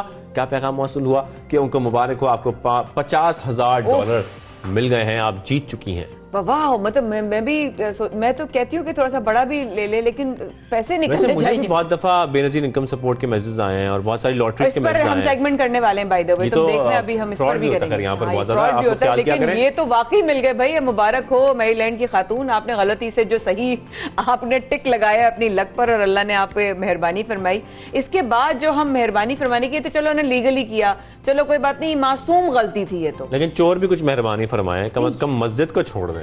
तो बड़ा ही खबर सामने आ रही है और ये वीडियो हम आपको दिखा रहे हैं कि एक चोर चुपके से रात के वक्त मस्जिद के पास जाता है और वहां पर जो चंदे का बॉक्स होता है उसको चुराकर उसमें से सारे पैसे चुराकर ले जाता है। मतलब इखलाकी तौर पर ये शख्स कितना गिरा हुआ है। मैं सिर्फ ये जान सकती हूँ, मैं समझ सकती हूँ फ्रस्ट्रेशंस है, मैं समझ सकती हूँ बेरोजगारी, मैं समझ सकती हूँ गुर्बत है, लेकिन मैं मस्जिद के जो चंदे, ठीक है मतलब मैं कुछ नहीं इस पे कहना चाहती, लेकिन जिस तरीके से उन्होंने किया, पता नहीं उनकी क्या मजबूरी थी, पता नहीं कितने जुड़ के अल्लाह के मामला अल्लाह जाने, लेकिन इस तरह मस्जिद के चंदे के बॉक्स से पैसे निकालना एक वाकई एक थोड़ा सा बुरा लग रहा है। देखिए ना, वो पैसे इस्तेमाल का होते हैं जो मदरसे के बच्चे होते हैं, उनकी तालीम के लिए, उनकी देखभाल के लिए, सदकात हैं, खैरात हैं, लोग अपने जो हैं वो सदकात खैरात या जो जिस तरह वो उसका एक अलग बॉक्स होता है। मस्जिद के लिए आप अलग चंदा देते हैं जो मस्जिद की तामीर में इस्तेमाल होता है, क्योंकि वो आपके लिए इस दुनिया में नहीं दूसरी दुनिया में जाके आपके लिए आसानी का बायस बनता है। तो देने वालों की तो अल्लाह पाक नियतों कबूल फरमाए। लेकिन देन अगेन अब चलते हैं एक ऐसे घर की तरफ जो दिल काला नहीं है, इसका एक्चुअली इस घर का रंग काला है, और ये है ब्लैक हाउस, जिसका हैशटैग इस वक्त सोशल मीडिया पे बहुत फेमस हो रहा है, और वो है hashtag Gothome. Gotham is basically Gotham और होम को मिलाकर बनाया गया है, और ये एक जर्नलिस्टिक नाम है जो कि न्यूयॉर्क का जो है सिटी को दिया जाता है गॉथम सिटी के नाम से, बट गॉथ होम को दिया गया है और दुनिया हो गई है दीवानी इस घर की। शायद बिल्कुल, इसकी दीवारें भी काली हैं, और अब तासुब ना फैलाएं यार, काली रंगत की बात कर करके बहुत अफसोस की बात है। यहाँ पर हम घर की बात कर रहे हैं, ये घर जो है इसकी तमाम दीवारें भी काली हैं, बहुत वायरल भी हो रहा है, ये अल्फाज ऑनलाइन वायरल हो गए। और गैर पता है इसके जो ओनर हैं वो बेचना नहीं चाह रहे, बड़े लोगों ने ऑफर दिया है, he is not selling it. अच्छा, doesn't want to sell it, कहते नहीं I don't want to sell it because उनका अपना पता है उनको मेरा अपना घर जो है अपने आप में एक इंडिविजुअल और अपनी एक जो है वो एक मुनफरादी उसकी लुक है पूरी, तो वो नहीं उसको बेचना चाहते। खैर, ये तो घर की बात हो रही है, घर की बात हो तो घर में झगड़े भी हो जाते हैं, लेकिन झगड़े तो खला में भी हो जाते हैं, और आजकल जो झगड़े हैं वो खला में हो रहे हैं। ये हकीकत पर मबनी बातें हैं। हम देख रहे हैं कि लड़ाई जमीन से खला तक पहुंच गई है दो मुल्कों की। चीन ने अमेरिका पर खला में गैर जिम्मेदाराना और गैर महफूज अमल का इल्जाम लगाया है। पहले जमीन पे झगड़े थे, अब खला में। बिल्कुल, ये कहा है कि खला में हादसात से खलाबाजों की जान को खतरे में डाला गया। तो अब ये भी एहतियात करनी होगी कि खला में भी कुछ झगड़े ना हो, क्योंकि हर जो मुल्क है वो अपनी जो उनकी स्पेसशिप्स हैं वो खला में जा रही हैं, और वहां पर हादसात भी हो सकते हैं, और जो खलाबाज हैं उनकी जिंदगी खतरे में भी पड़ सकती है। यही सोचे थे कि खला में हम यहाँ पे नहीं सेव करते, खला में वो बाल बचा है, वो एक टकराव होते होते। सीरियसली, अब कैमल्स की तरफ जरा चलें। चलते हैं, बिल्कुल हम कर लेते हैं। जो किंग अब्दुल अजीज कैमल फेस्टिवल इस वक्त धूम मचा रहा है, और उसमें धूम खास तौर पर कौन मचा रहा है, वो पाकिस्तानी कैमल्स हैं जो वहां पर छाए हुए हैं। वहां के शायकीन बहुत पसंद कर रहे हैं, क्योंकि हम देखते हैं कि पाकिस्तान में मुख्तलिफ काम तो लिए जाते हैं ऊँटों से, लेकिन इसके साथ जो उनका रक्स है वो पाकिस्तान में भी बहुत मशहूर है, और अब तो दुनिया भर में मशहूर होता जा रहा है। पाकिस्तानी ऊँट जो कि इस फेस्टिवल में शिरकत कर रहे हैं, हम देख रहे हैं कि मेले में बच्चों को ऊँटों पर सवार किया जा रहा है, बहुत खुश हो रहे हैं। और यहाँ पर आपको बताएं कि तकरीबन 3000 सयाहों ने ऊँटों का ये खूबसूरत प्रोग्राम देखा और इससे बहुत पसंद किया। खासतौर पर जो पाकिस्तानी ऊँट हैं उनकी बहुत तारीफ की। जबरदस्त, ये हो गया दुनिया का गोल चक्कर, और अब चक्कर लगा के जरा सा लगाएं ब्रेक और आ जाएं कराची वापस। आपको लेकर चलते हैं नस्ला टावर के इशू की तरफ। नस्ला टावर के जिम्मेदारान के खिलाफ पुलिस एक्शन अब हो गया है बहुत जबरदस्त, एक्शन में आ चुकी है पुलिस, और अगली जो इस वक्त खबर है वो शाहजेब भी आपके साथ शेयर करें। बिल्कुल, अलॉटमेंट और करप्शन के इल्जामात में एंटी करप्शन टीम ने डीजी के डीए आसिफ मेमन को गिरफ्तार कर लिया है, जबकि ज़राए का ये कहना है कि आसिफ मेमन का फ्रंट मैन भी जेर हिरासत है, जिससे पूछगछ इस वक्त जारी है। तो यहाँ मामला आसिफ मेमन और आतिफ लंबानी गुलिस्तान जौहर और कोरंगी में सरकारी अराजी की गैर कानूनी अलॉटमेंट की तहकीकात गुज़िश्ता 3 माह से जारी थी।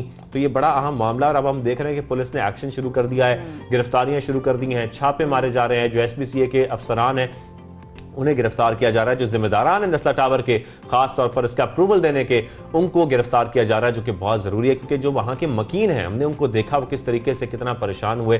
तो ये करना बहुत जरूरी है ताकि आने वाले वक्त में इस तरह के मजीद टावर्स ना बने, लोगों का नुकसान ना हो, उनकी इन्वेस्टमेंट जाया ना हो, उनको बेघर ना होना पड़े। तो ये गिरफ्तारियां करना बहुत जरूरी है, इनके खिलाफ कार्रवाइयां करना बहुत जरूरी है। FIR जो है ना मजीद उलझ के रहेगी, बिकॉज किसी ऑफिसर का नाम जो है उसमें नामजद नहीं हुआ गया है, इसलिए मामला मजीद पेचीदा हो गया है। तो इसी पर बात कर लेते हैं। हमारे 92 न्यूज के नुमाइंदे फयाज यूनुस ने हमें जो फयाज जरा बताइएगा, डीजी के डीए आसिफ मेमन की गिरफ्तारी के हवाले से क्या इत्तलात सामने आई हैं, पूछगछ में क्या पता चल सका है अब तक? देखिए, बिल्कुल एंटी करप्शन ने गुज़िश्ता रोज़ कराची के मुख्तलिफ मकामात पर छापा मारते हुए KDA के जो डायरेक्टर है आसिफ मेमन और उनके फ्रंट मैन आतिफ लंबा को गिरफ्तार किया गया है। इनके बारे में एंटी करप्शन के जो हुकाम हैं वो कहते हैं कि 3 माह से तहकीकात थी। कुरंगी सनती एरिया में एक ज़मीन थी जिसकी गैर कानूनी अलाटमेंट थी, उसकी तहकीकात के लिए इनको हिरासत में लिया गया है। मजीद गिरफ्तारियाँ भी होंगी, क्योंकि अब कराची में एंटी करप्शन हुकाम का कहना है कि बिला तफरीक शहर के मुख्तलिफ इलाकों में जहाँ कहीं भी सरकारी ज़मीन को जो है फरोग करके जो अफसरान मुलविस है उनके खिलाफ तहकीकात का गिर्द जो है दायरा कार काफ़ी ज़्यादा बढ़ाया गया है, जिसमें ये बहुत बड़ी एक गिरफ्तारी बताई जाती है। आसिफ मेमन की काफ़ी अरसे से ये KDA में तैनात थे और अब इनको हिरासत में लिया गया और आज इनको अदालत में पेश किया जाएगा, जिसके बाद इनका रिमांड हासिल करने के बाद जो एंटी करप्शन मजीद जिम्मेदारान को गिरफ्तार करेगी। नेस्ला टावर एक ऐसा केस था जिसके बाद अदालत की जानिब से सख्त रिमार्क्स दिए गए थे एंटी करप्शन और पुलिस को कि जितने भी लोग कराची में गैर कानूनी तौर पर जो सरकारी ज़मीनों की अलाटमेंट कर रहे हैं, इनको फरोग करें, इनके नक्शे बना रहे, इनके खिलाफ कार्रवाई करें। फिरोजाबाद थाने में पुलिस की जानिब से अदालती अहकामात की रोशनी में मुकदमा दर्ज किया था। कल पुलिस की जो तहकीकाती टीम है जिसके सरबराह SP इन्वेस्टिगेशन अल्ताफ हुसैन, उन्होंने अपने साथ जो है पुलिस की भारी नफरी को ली और छापा मारा सिंध बिल्डिंग कंट्रोल अथॉरिटी के दफ्तर में। वहाँ 5 से ज़ायद अफसरान जो उस वक्त मौजूद थे, जिसमें जो SBCA के डायरेक्टर, उनका भी जो है बयान कलमबंद किया गया। उनसे भी पूछा गया कि 2013 में कौन कौन से अफसरान तैनात थे जिन्होंने जो है नेस्ला टावर की अप्रूवल दी गई, और नेस्ला टावर की अप्रूवल लेने वाले तमाम तर अफसरान की फहरिस्त तलब की जा रही है और कहा जा रहा है कि अब उनके गिर्द मजीद घेरा तंग किया जाएगा ताकि उनको गिरफ्तार करके कैफरे किरदार तक पहुंचाया जा सके। ये 2 अलग अलग कार्रवाई हैं। Anti corruption Karachi. फयाज साहब ये बताइए, फयाज ये बताइए कि जो आप बता रहे हैं गिरफ्तारियों के हवाले से, तो कोई गिरफ्तारियां सामने आई भी हैं अब तक?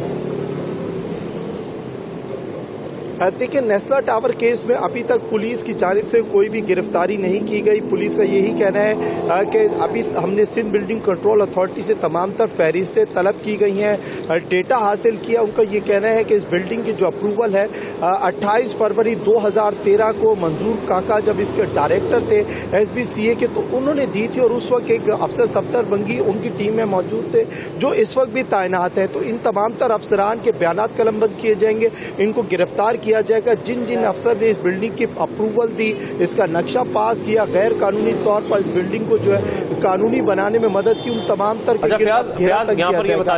यहाँ पर ये बताइएगा प्लीज कि गिरफ्तारियों के हवाले से तो बात हो गई और ये बताया भी जा रहा है कि बड़ी गिरफ्तारियां भी एक्सपेक्टेड हैं, लेकिन इसके साथ जो नेस्ला टावर है उसको जो मुनज़्ज़म किया जा रहा था उसका काम कहां तक पहुंचा है, किस हद तक अभी तक उसको तोड़ा गया है या तोड़ा जा रहा है, क्या काम इस वक्त जारी है?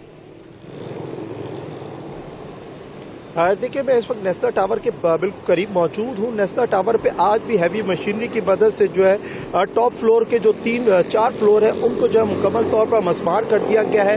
15 मंजिला ये इमारत थी जिसके जो टॉप के 4 फ्लोर है गिरा दिए गए। अब 11 मंजिल जो है मजीद उसको नीचे की तरफ ऑपरेशन को तेज किया जा रहा है। हैवी मशीनरी जो है क्रेन की मदद से टॉप फ्लोर पर पहुंचा दी गई थी। ऊपर भी मजदूर जो है हैमर की मदद से भी तोड़ रहे, जहाँ हैवी मशीनरी का इस्तेमाल किया जा रहा है, जो मजबूत पिलर उनको भी तोड़ा जा रहा है। कमिश्नर कराची की जानिब से कहा जा रहा है कि इस ऑपरेशन को वक्त लगेगा और इस तमाम तर जो नेस्ता टावर का एतराफ का इलाका है वहाँ पर कमिश्नर कराची की जानिब से दफ़ा 144 नाफिज की गई है। उनका ये कहना है कि गैर जरूरी तौर पर नाफिज की गई है। बताने के लिए भी फयाज यूनुस हमारे साथ मौजूद हैं, हमें तफसीलन बता भी रहे हैं इस मामले पर। फयाज, आपका बहुत शुक्रिया।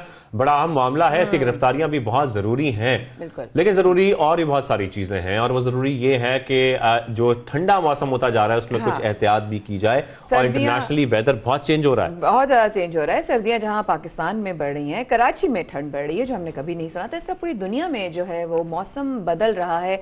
सर्दियों जहां लोग ठिठर रहे हैं और करके उनके खड़खड़ कांप रहे हैं, साथ साथ पूरी दुनिया में जो एक बर्फबारी और एक हवा और वो सफेद चादर के जो अलग अलग मनाजिर हैं वो दुनिया में बहुत ही खूबसूरती फैला रहे हैं। और आज शाहजेब साहब हमें पूरी दुनिया की जो मौसम है वो भी दिखाएंगे, क्योंकि उन्होंने दुनिया के नुमाइंदों से पूछा और बताया कि भाई मौसम कैसा हो रहा है, वहां पर दुनिया में कैसे बर्फबारी लग रही है और क्या नजारे हैं। तो आपको बहुत अलग तरीके से आज मेरा ख्याल है सैर कराइए। आइए देखते हैं।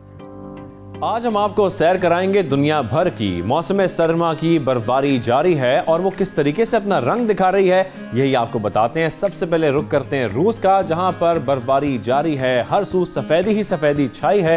तो हमारे 92 के नुमाइंदे हमें मजीद बता रहे हैं। जी बिल्कुल, रूस में इस वक्त सर्दी अपने रूज पर है। मेरे पीछे आप देख सकते हैं कि अब भी शदीद बर्फबारी जारी है। यहाँ पर मैं ये भी बताता चलूँ कि रूस में सख्त सर्दी और शदीद बर्फबारी से निज़ाम ज़िंदगी में कुछ खास फ़र्क नहीं पड़ता, जबकि एयरपोर्ट्स इससे ज़रूर मुतासर होते हैं। 2 रोज़ पहले मॉस्को के तीनों बड़े एयरपोर्ट्स पर मौसम की ख़राबी और शदीद बर्फबारी से 70 के करीब परवाज़ें तख़ीर का शिकार हुई, जबकि 15 से ज़ायद परवाज़ों को मनसूख कर दिया गया। मॉस्को समेत रूस भर में बर्फ़ को उठाने के लिए मशीनरी का बेहतरीन निज़ाम मौजूद है, जिससे फौरी तौर पर सड़कों से बर्फ़ को हटा दिया जाता है और शदीद बर्फबारी में भी कारोबारी ज़िंदगी चलता रहता है। मॉस्को समेत रूस के मुख्तलिफ शहरों में बर्फबारी का सिलसिला जारी है। अगर दर्जा हरारत की बात की जाए तो मॉस्को में आज दर्जा हरारत -12 डिग्री सेंटीग्रेड है, जबकि सेंट पीटर्सबर्ग में -10, काजान में -11, उफा में -16 और रूस के सबसे सर्द तरीन शहर यकूतिया में -30 डिग्री सेंटीग्रेड है। महकमा मौसमियात के मुताबिक अगले चंद रोज में बर्फबारी से सर्दी की शिद्दत में मजीद इजाफे का इम्कान है।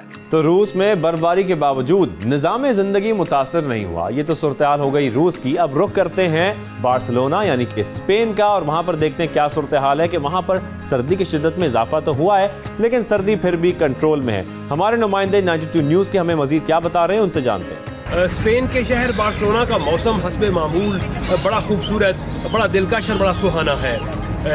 जनवरी और दिसंबर में आमतौर पे यूरोप के दीगर कई ममालिक में जहाँ सख्त सर्दी पड़ रही होती है, इन हालात में भी जो बार्सिलोना का टेम्परेचर है वो बड़े मामूल पे होता है। यानी कि आज भी अगर आप देखें तो कम से कम टेम्परेचर 9 जबकि ज़्यादा से ज़्यादा 17 दर्जे सेंटीग्रेड जो है वो रिकॉर्ड किया गया है। यही नहीं बल्कि स्पेन भर का जो मौसम है वो बड़ा खूबसूरत है। स्पेन के कुछ हिस्सों में जो दारकूमत मैड्रिड है वहाँ पर इस वक्त बारिश हो रही है, दीगर कई शहरों में भी इस वक्त बारिशें हो रही हैं, मगर जो मौसम है और जो टेम्परेचर है वो ताहाल जो कम से कम है वो 6, अगले पूरे हफ्ते में जो ज़्यादा से ज़्यादा है वो 18 दर्जे सेंटीग्रेड रहने की पेशेनगोई की गई है। स्पेन वो मुल्क है जहां साल में 3000 घंटे जो सूरज है वो अपनी पूरी आबोताब के साथ चमकता है। यही वजह है कि स्पेन दुनिया भर से आने वाले सयाहों की तवज्जो का मरकज़ है और वो बड़ी खुशी खुशी और बड़े शौक़ से जहाँ पे आते हैं, जहाँ वो यहाँ के दीगर तफरीही मकामात को एंजॉय करते हैं, वहीं वो मौसम के मज़े भी लेते हैं। तो आप लोगों ने ऐतरुल गाजी का नाम तो बहुत सुना होगा। बात कर लेते हैं इस्तांबुल की कि वहां पर क्या सूरत हाल है। बारिश हुई है, मौसम दिल फरेब है, और सर्दी में क्या वहां पर भी इजाफा हुआ है, ये बता रहे हैं हमारे 92 न्यूज़ के नुमाइंदे। जी, अगर मैं तुर्की के शहर इस्तांबुल के मौसम का हवाल बताऊं तो यहाँ गुज़िश्ता 3 हफ्तों से मुसलसल तेज बारिश हो रही है, उसके साथ साथ बहुत सर्द हवाएं चल रही हैं। गुज़िश्ता 4 दिन पहले यहाँ हल्की हल्की बर्फबारी हुई थी, इतना ज़्यादा नहीं कि लोग अपने आमदोरफ्त में उनको खलल पैदा हो। ये तुर्की का शहर इस्तांबुल, मेरे वस्त में आप पीछे देख रहे होंगे कि आपको ये इलाका नज़र आ रहा है। ये इस्तांबुल ऐसा का इलाका है जहाँ फानर की बहुत बड़ी तादाद है जो अपने लोगों से यहाँ काम के मसरूफ़ रहती है। यहाँ पर तेज़ हवाओं के साथ साथ हल्की हल्की बारिश बिल्कुल मुसलसल हो रही है। आज इसका जो टेम्परेचर है ये 11 डिग्री सेंटीग्रेड है। जी तो अब चलते हैं लंदन की तरफ और देखते हैं वहां पर क्या सूरत हाल है, क्योंकि वहां रात के औकात में इतना इजाफा हो जाता है सर्दी में कि टेम्परेचर मनफी में चला जाता है। तो वहां का मौसम कैसा है ये जान लेते हैं अपने नुमाइंदे से। जी बताइएगा। जी बिल्कुल, लंदन के वेदर की बात की जाए तो यहाँ पर जो है वो बारिशें भी हो रही हैं, बारिशों का सिलसिला भी जारी है, ठंडी हवाएं भी चल रही हैं। जैसा कि आप देख सकते हैं कि इस वक्त बड़ा मौसम आज जो है वो सुबह से ही खुशगवार है, ठंडी हवाएं भी चल रही हैं। इसके अलावा अगर टेम्परेचर जो है वो तकरीबन 3-4, कभी रात को माइनस भी हो जाता है। और कोविड की वजह से काफ़ी लोगों को फ्लू, नज़ला, ज़ुकाम इस तरह का भी चल रहा है, लेकिन फिर भी अगर ओवरऑल देखा जाए तो वेदर ठीक है। लंदन में अभी तक जो है वो बर्फ़बारी नहीं हुई, लेकिन लंदन के जो सराउंडिंग सिटीज़ हैं, मैं जिसमें कहूँगा लूटन है, इसके अलावा मिल्टन कीन्स वगैरह, यहाँ पर जो है वो बर्फ़बारी पिछले दिनों हो चुकी है। लेकिन लंदन के जो रहायशी हैं वो ज़ाहिर है मुंतज़र है इस बात का कि अगर क्रिसमस के ऊपर बर्फ़बारी नहीं हुई तो कम से कम न्यू ईयर के ऊपर हो जाए। अभी भी जो है वो आप देख सकते हैं जैसे पतझड़ का मौसम है और दरख्तों पर पत्ते भी नहीं हैं और सूरज निकलता है कभी कभी, लेकिन फिर भी ठंड का जो अंसर है वो नुमाया है। इस वक्त भी ठंडी हवाएं चल रही हैं। लंदन का वेदर अनप्रडिक्टेबल है, किसी वक्त भी जो है वो बारिश हो सकती है, किसी वक्त तेज़ हवाएं चल सकती हैं, ठंड हो सकती है। तो अमेरिका के मुख्तलिफ स्टेट्स में मुख्तलिफ सूरत हाल है, कहीं पर बर्फबारी हो रही है, कहीं बारिश हो रही है, कहीं सर्दी की शिद्दत में इजाफा हो रहा है। तो वहाँ की सूरत हाल भी अपने नुमाइंदे 92 न्यूज़ से जान लेते हैं। जी बिल्कुल, अमेरिका बर मौसम की जो शिद्दत है, सर्दी की जो शिद्दत है उसमें मुसलसल इजाफा हो रहा है। मिड वेस्ट की रियासतों में रोज़ाना की बुनियाद पर बर्फ़बारी हो रही है। कल शिकागो में -20 दर्जा हरारत रिकॉर्ड किया गया। इसी तरह से रियासत मैसाचुसेट्स, बॉस्टन में जो कनाडा से आने वाली सर्द हवाओं के नतीजे में कल -12 दर्जा हरारत रिकॉर्ड किया गया। इसी तरह से जिन रियासतों में शिद्दत जो स्नो जो है वो बर्फ़बारी जो है रोज़ाना की बुनियाद पे होती है, वहाँ पे भी अब शदीद जो सूरत हाल पैदा हो गई है। लोगों को हुकूमत की तरफ से तनबीह की गई है कि इवेंट्स ना किए जाएँ, छोटी गैदरिंग भी ना की जाए, घरों में रहा जाए, गैर ज़रूरी सफ़र भी ना किया जाए। तो लेकिन लोग जो है इवेंट्स भी कर रहे हैं और तकरीबात भी हो रही हैं। सदर बाइडन ने वाइट हाउस के अंदर एक बड़ी तकरीब का इनेकाद किया क्रिसमस के मौके पे। वहाँ पे एक बड़ा ट्री भी लगाया गया जहाँ पे टूरिस्ट आ रहे हैं। जो न्यूयॉर्क की बड़ी तकरीबात हैं उसमें सबसे बड़ी जो तकरीब है टाइम्स स्क्वायर न्यूयॉर्क में होती है, जहाँ पे बॉल ड्रॉप होता है, लाखों अफराद वहाँ पे इकट्ठे होते हैं और उसको सेलिब्रेट करते हैं। तो वो भी इवेंट हो रहा है, अगरचे CDC की तरफ से कहा गया है कि इसमें काफ़ी जो खतरात हैं, लेकिन लोग जो हैं वो इंजॉय कर रहे हैं रिगार्डलेस ऑफ के कितनी वार्निंग्स आ रही हैं। और इसी हवाले से वाशिंगटन में जो नेशनल पार्क है वहाँ पे भी बड़ी वहाँ पे फायरवर्क भी होगा और वहाँ के लोगों की लाखों लोगों की गैदरिंग भी मतवक्को है वाशिंगटन नेशनल पार्क में। उसी तरह से शिकागो में और कैलिफोर्निया में और टेक्सास और ख़ासतौर पे फ्लोरिडा में ना सिर्फ परेड होगी न्यूयॉर्क की, बल्कि वहाँ पे जो है वो लोग सेलिब्रेशन में भी हिस्सा लेंगे। तो सबसे बड़ी जो परेड है वो वाशिंगटन, यहाँ पे वाशिंगटन DC जो कैपिटल है अमेरिका का, और उसके बाद फ्लोरिडा में जो बड़ी परेड है वो मतवक्को है इस सेलिब्रेशन के, न्यूयॉर्क की सेलिब्रेशन के सिलसिले में। जी ज़बरदस्त मौसम का जो है वो पूरी दुनिया की सैर कराई आपको शाहजेब ने, और ये देखते देखते मुझे फिर एक और सवाल आ गया। फिर शाहजेब तुम कहते हो बहुत सारे सवाल करते हैं। आप सवाल करें, बहुत जरूरी है आपके सवाल, है ना? आप सवाल उठाती है तो हम जवाब ढूंढने की कोशिश करते हैं। क्योंकि सवाल अब देखो आम आदमी के, मैं भी एक आम इंसान हूँ, मेरे जहन में सवाल आते हैं। कल हम एक अलग टॉपिक पे बात कर रहे थे, लेकिन अगर मैं मुनाफाखोरों के हवाले से बात करूँ तो मेरे जहन में सवाल आता है, एक आम आदमी जब एक चीज की प्राइस देखता है, उसकी प्राइस होती कुछ और है, वो बिकती कुछ और है। जो मुनाफाखोर है उसके ऊपर इतना ज्यादा वो उनको बेनिफिट मिलता है, वो इतना ज्यादा मुनाफा कमाते हैं कि एक आम आदमी सिर्फ सवाल करते रह जाता है कि जब प्राइस ये है और बिका इतना है तो मैंने इतने पैसे दिए क्यों? बिल्कुल, आपका सवाल बिल्कुल ठीक है, लेकिन अब अगर आपने आवाम को चीजें महंगी बेची तो आपके खिलाफ सख्त एक्शन होगा। क्योंकि अब जो खबर हमारे पास आ रही है, जो हम आपके साथ शेयर कर रहे हैं, वो ये है कि प्राइस कंट्रोल मजिस्ट्रेट्स ना सिर्फ छापे मारेंगे बल्कि फौरी कार्रवाई भी की जाएगी। लाहौर में 60 प्राइस कंट्रोल मजिस्ट्रेट तैनात कर दिए गए हैं, जबकि हालिया नोटिफिकेशन के मुताबिक ये बताया जा रहा है कि डिप्टी कमिश्नर ने 8 मजिस्ट्रेट्स को पूरे लाहौर में छापे मारने का इख्तियार दिया है। यानी कि अब अगर प्राइस कंट्रोल ना हो सकी तो या आपने इसकी खिलाफ वर्जी की, प्राइस को फॉलो ना किया तो आपके खिलाफ सख्त एक्शन होगा। तो इसी पर हम मजीद बात कर लेते हैं। मैं शो में ज्वाइन किया है सिर्फ जमशेद चीमा साहब ने। मुसर्रत साहिबा बहुत शुक्रिया। सबसे पहले तो ये बताइएगा, क्या अब प्राइस कंट्रोल मुमकिन हो सकेगी? क्या अब जिस तरीके से मुनाफाखोर हम देखते हैं कि इजाफी कीमतें लगा देते हैं, ऐसा नहीं हो सकेगा? और सख्त कार्रवाई क्या की जाएगी इनके खिलाफ? बिस्मिल्लाहिर्रहमानिर्रहीम, बहुत शुक्रिया। देखें, इसमें कोई दूसरी राय नहीं है कि जो आम आदमी है उसके लिए इस वक्त जिंदगी खासी मुश्किल है और यही वजह है कि देखें एक इंटरनेशनल फिनोमेना है जिसमें महंगाई आलमी मंडी में तो बढ़ी है, लेकिन उसकी पाकिस्तान के अंदर एक दूसरी वजह इसकी जखीरा अंदोजी भी है जो माफिया करते हैं और इसका हल हमने इंतजामी सतह पर ये सोचा है कि इसके लिए प्राइस कंट्रोल मजिस्ट्रेट तैनात करके, और ये इंतहाई अहसन और अहम कदम है। उसकी वजह यह है कि पाकिस्तान के अंदर अनफॉर्चुनेटली माफिया के राज की वजह से किसी न किसी तरह जो हुक्मरान तबका था, चूंकि वो डायरेक्ट बेनिफिशरी होता था, तो यहाँ पे लोग अपनी मनमानी कीमतें लगा के बेचते हैं। तो इस चीज को कंट्रोल करने के लिए ये जो प्राइस कंट्रोल मजिस्ट्रेट है, इनका बुनियादी काम यह है कि जो मंडियों में जो प्राइस लिस्ट है उसको इंश्योर करना और फिर उसके बाद हर एक grocery store, kirana store, even radio तक को मॉनिटर करना और चेक करना। तो अब चूंकि देखें, अब जो बदलते हुए जो हालात हैं जमीनी हकायक के साथ साथ ये जो गवर्नमेंट ऑफिशियल्स की भी अब जो जरूरियात और वो जो नया गवर्नेंस सिस्टम है उसके तहत ही हमें करनी पड़ेगी।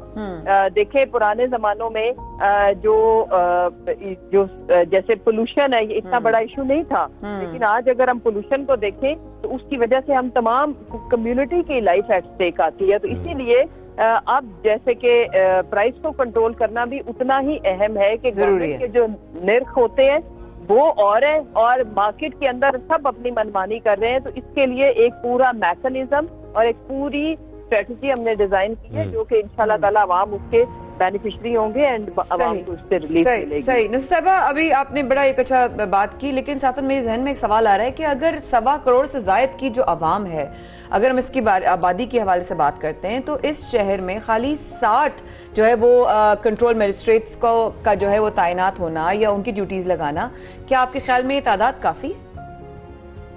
देखें, अभी तो ये इनिशियली कम अज कम एटलीस्ट आप इस चीज को अप्रिशिएट करें कि हमने इसको स्टार्ट तो किया। मतलब 60 नंबर काफी बड़ा नंबर है और ना होने से तो बहुत ही बड़ा बड़ी बेहतरी है, नंबर 1। नंबर 2, उसके लिए जो हमें आपसे मीडिया से जो हेल्प चाहिए अवाम को शऊर देने के लिए कि आजकल के जमाने में जिस वक्त हम बात कर रहे हैं तकरीबन आपकी मेड जो स्वीपर्स हैं उनके पास, सबके पास स्मार्टफोन मौजूद है। तो हमने जो एक एप्लीकेशन दी हुई है पंजाब गवर्नमेंट ने, बहुत बड़ा इनिशिएटिव था, लेकिन क्योंकि ज़ाहिर हमारी सोसाइटी के उस तरह से अभी ट्रेंड नहीं है, आहिस्ता आहिस्ता इंशाल्लाह हम इनको अवेयर करेंगे। तो तमाम जो सार्फिन है उनका भी तो ये बुनियादी हक है टू रिपोर्ट, जिस जगह पे वो लेने जाएं कोई चीज उनको महंगे दामों बिक रही है, मिल रही है। साहब, रिपोर्ट किस तरीके से किया जा सकता है? क्या कोई ऑनलाइन सिस्टम भी बनाया गया है कि सब लोग आसानी से रिपोर्ट कर सकते हैं? जी, इसके ऊपर काफी आपके चैनल ने भी प्रोग्राम किए थे। मुझे पंजाब कीमत ऐप जो एप्लीकेशन है उसको आप डाउनलोड करें और उसके ऊपर फिर वो सारा उसका एक पूरा मैकेनिज्म है। दूसरी बात ये कि जो चैनल्स हैं, सुबह आपको पता है जितने भी लोकल चैनल्स होते हैं किसी भी शहर के, आजकल हर शहर में चल रहा है FM है, उसके ऊपर अब हम ये भी एक रिकमेंडेशन में है जो कि मैं दूंगी, ये जो प्राइस कंट्रोल मजिस्ट्रेट्स हैं, कि हमारी जो कोई एक ऐसा मैकेनिज्म होना चाहिए कि जिसमें अवाम को पता हो कि गवर्नमेंट की प्राइस लिस्ट क्या है। बिल्कुल, वो तमाम चैनल्स को सुबह भेजी, रात को ही भेज दी जाए या सुबह भेजी जाए और वो नीचे टिकट चल रहे हो। नहीं, आपके साथ हैं, आप बताएं। मुसर्रत साहिबा, आप कदम बढ़ाएं, हम आपके साथ खड़े हैं। जैसा कि आप कहेंगी हम इसको अप्रिशिएट भी करते हैं क्योंकि ये बहुत जरूरी है। जिस तरीके से हम महंगाई की बात करते हैं इसको कंट्रोल करना वाकई बहुत जरूरी है। एक चीज और उसमें जो अगर हमारा जो शहरी है, हमारा जो यूजर है, हमारा जो कस्टमर है, कंज्यूमर है, वो सेंसिटिव हो जाएगा ना, जिस दिन सेंसिटाइज हो जाएगा। मसलन देखें कि लोग कहते हैं जी देखें 11 करोड़ की आबादी है तो सारे लोग तो स्मार्टफोन, यस सारे लोग स्मार्टफोन यूज नहीं करते, लेकिन एक जगह जहाँ पे महंगी चीज बिक रही है वहाँ पे कोई एक बंदा तो ऐसा गया होगा ना जिसके पास स्मार्टफोन है, जो उस एप्लीकेशन को यूज करना जानता है। तो एक जगह की शिकायत तो सबने नहीं करनी, किसी एक ने सिर्फ पॉइंट आउट करना है। तो गवर्नमेंट आप देखिए एक्शन कैसे लेती है। साथ पैरेलल हम गवर्नमेंट का भी नेटवर्क बना रहे हैं, लेकिन जाहिर है फिल वक्त ये तादाद उस लिहाज से आबादी पॉपुलेशन की अगर सपोर्ट आ जाए, हमें हमारे लोकल लोगों की आ जाए, तो इंशाल्लाह हम इसको 100% पे। और मुसरत साहिबा इसी तरीके से होता है, जैसे कि आप कह रही हैं एक्शन लिया जाएगा, अगर 10 दुकानों में किसी एक के खिलाफ भी एक्शन लिया जाएगा तो सब सबक सीख लेंगे। बहुत शुक्रिया। मुशर्रफ जमशेद चीमा साहिबा हमारे साथ मौजूद थी, तफसीलन इस मामले पर बात कर रही थी। बहुत शुक्रिया आपने हमें शो में ज्वाइन किया। बिल्कुल, और हम आपके साथ हैं, आप हमें बताइएगा, आपको हम इंशाल्लाह अपने साथ आप हमें पाएंगी। और बढ़ते हैं इस ब्रेक की तरफ, लेकिन वक्त पे जाने से पहले एक बात कहूँ, मुसलसल जद्दोजहद, अल्लाह पर तवक्कुल आपको जमीन से कहां आसमान और फिर आसमानों पे पहुंचा देता है। इस वक्त के बाद रहिएगा हमारे साथ।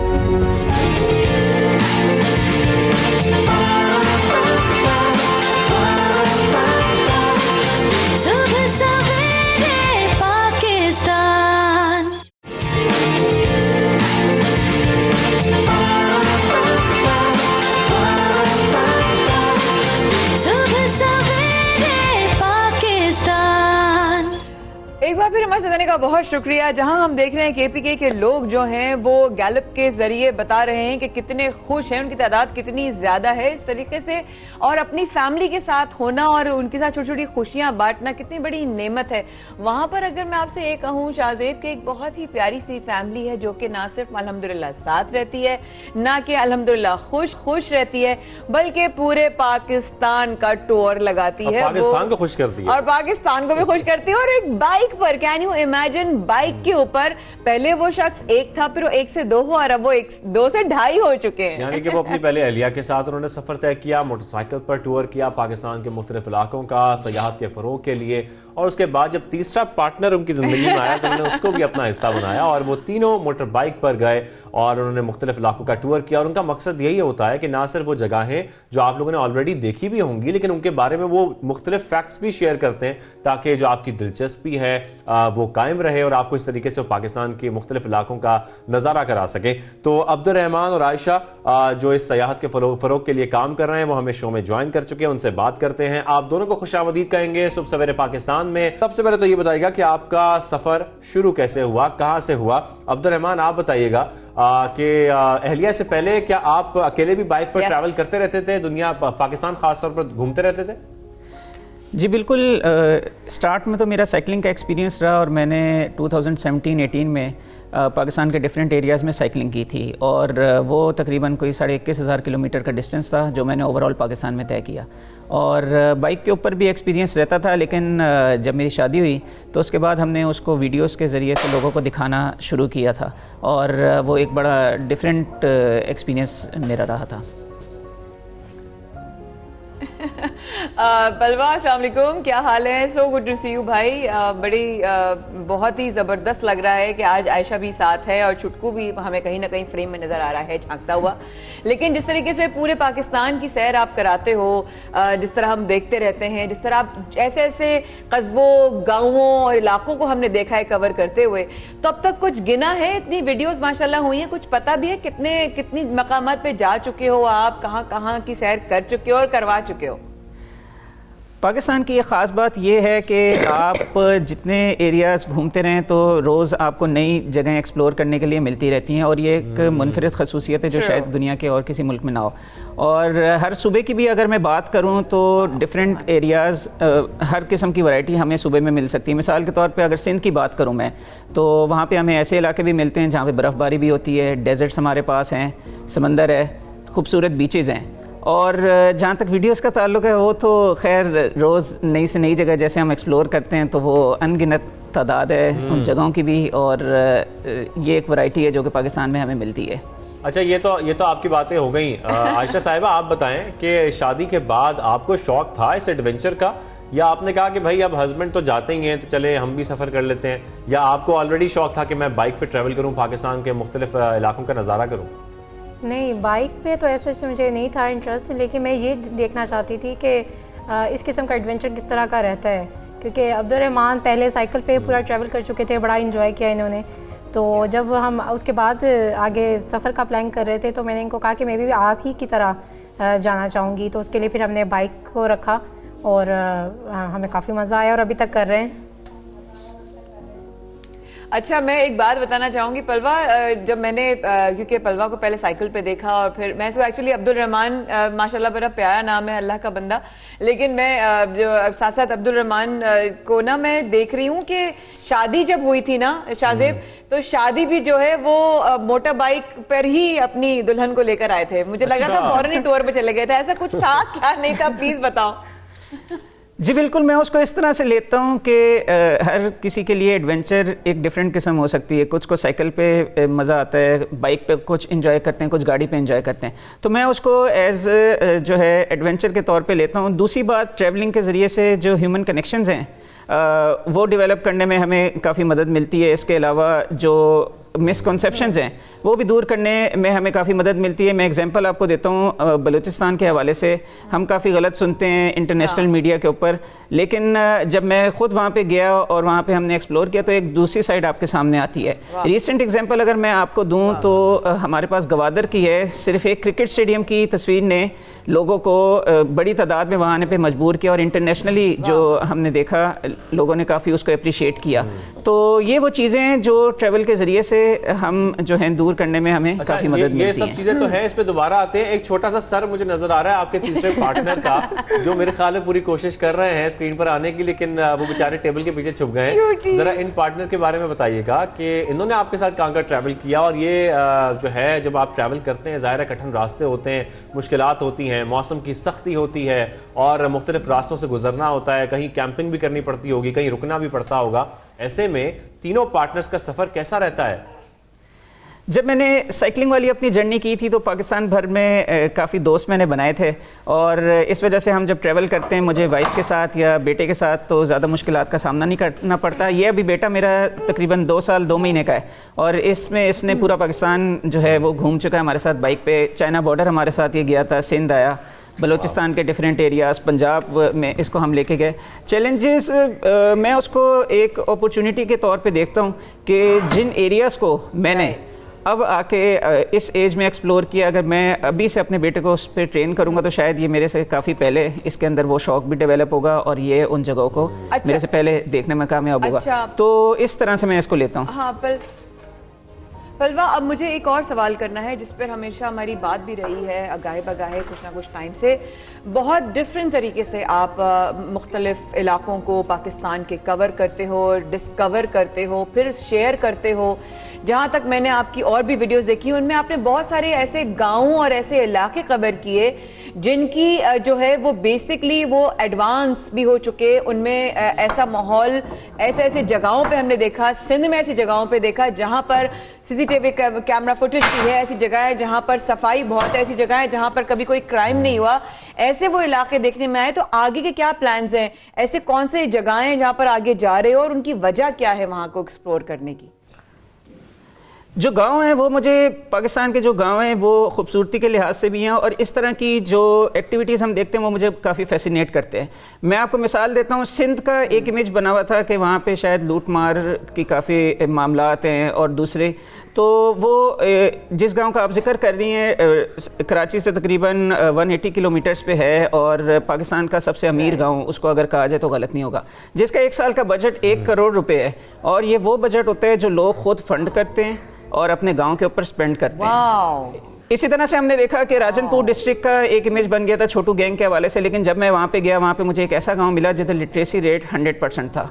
और इसी तरह से डिफरेंट एरियाज में हमें गांव मिलते हैं। तो मैंने ये शहरों के मुकाबले में डिफरेंट स्टोरीज मिलती हैं। अब्दुल रहमान और आयशा, आप दोनों जिस तरीके से हमें बता रहे हैं वाकई एक बहुत अच्छी स्टोरी भी है, और उसके साथ जैसे कि आप जिक्र कर रहे हैं महफूज जगहों का, तो हम ये बताना चाहेंगे अभी रिसेंटली मैंने हिंगोल नेशनल पार्क विजिट किया, बलोचिस्तान हम लोग गए, तो तमाम रास्ते पाकिस्तान में ट्रैवल करने के लिए सेफ हैं।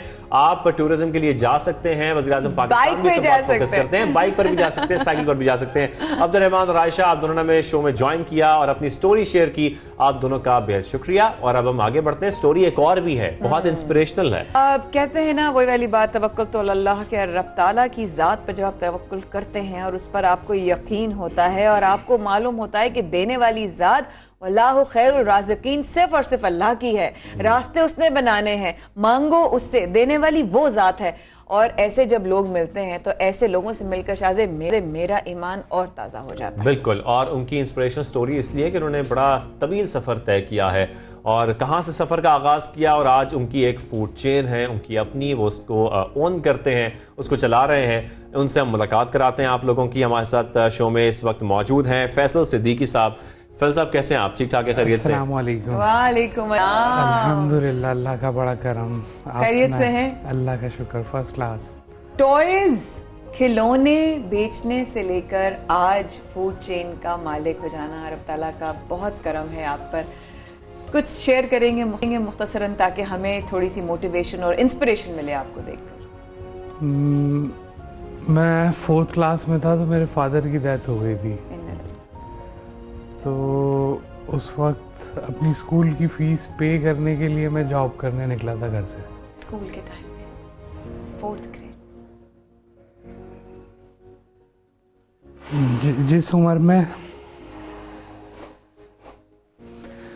बच्चों के खिलौने से खेलने की उम्र होती है ना, जो बच्चों की, उस उम्र में मैं खिलौने सेल आउट कर रहा था।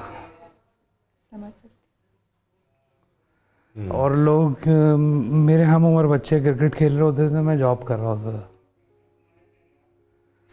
ताकि अपने स्कूल के अखराजात और कुछ फैमिली मैटर्स हैं वो सब अफोर्ड कर सकें। मेरी वालदा जॉब करती थी,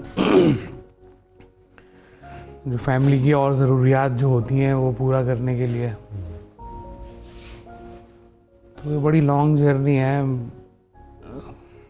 क्या बेचते थे? टॉयज थे और लाइक टेडी बियर्स हो गए और डिफरेंट टॉयज थे। वो किड बैग होता था एक काफ़ी बड़ा सा, आई थिंक उसकी विड्थ होगी 2-2.5 फुट। तो वो किड बैग लेके ट्रैवल करना पैदल, फिर बस में।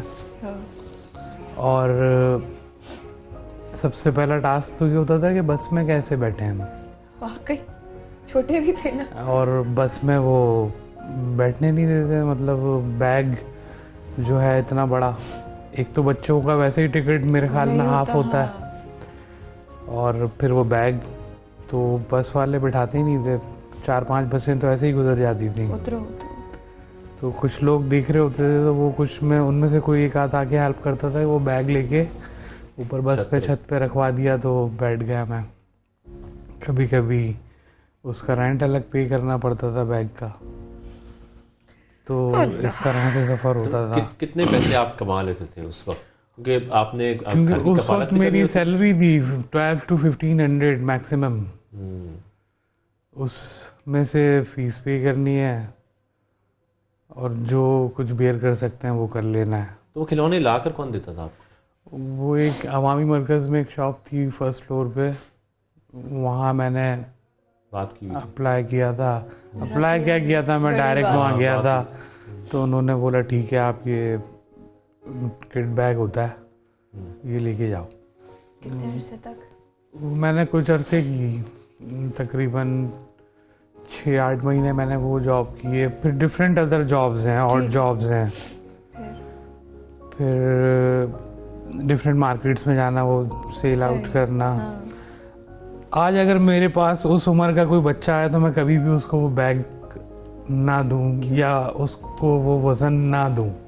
वज़न ना दें, उसकी वजह है क्योंकि एक चीज़ मैं फील कर चुका हूँ ना, पेन पता है, तो मुझे पता है। उस बच्चों की ज़िंदगी गुजार के मैं देख चुका हूँ, सीख चुका हूँ। एक तो वो बच्चों को खुद शौक होता है खिलौने से खेलने की उम्र है, उसको आप खिलौने सेल आउट करने में लगा दें तो उसका तो बचपन ही छिन गया। समझ सकती हूँ, छोटी सी उम्र से काम और फिर वो इतना हैवी वेट बैग लेके चलना।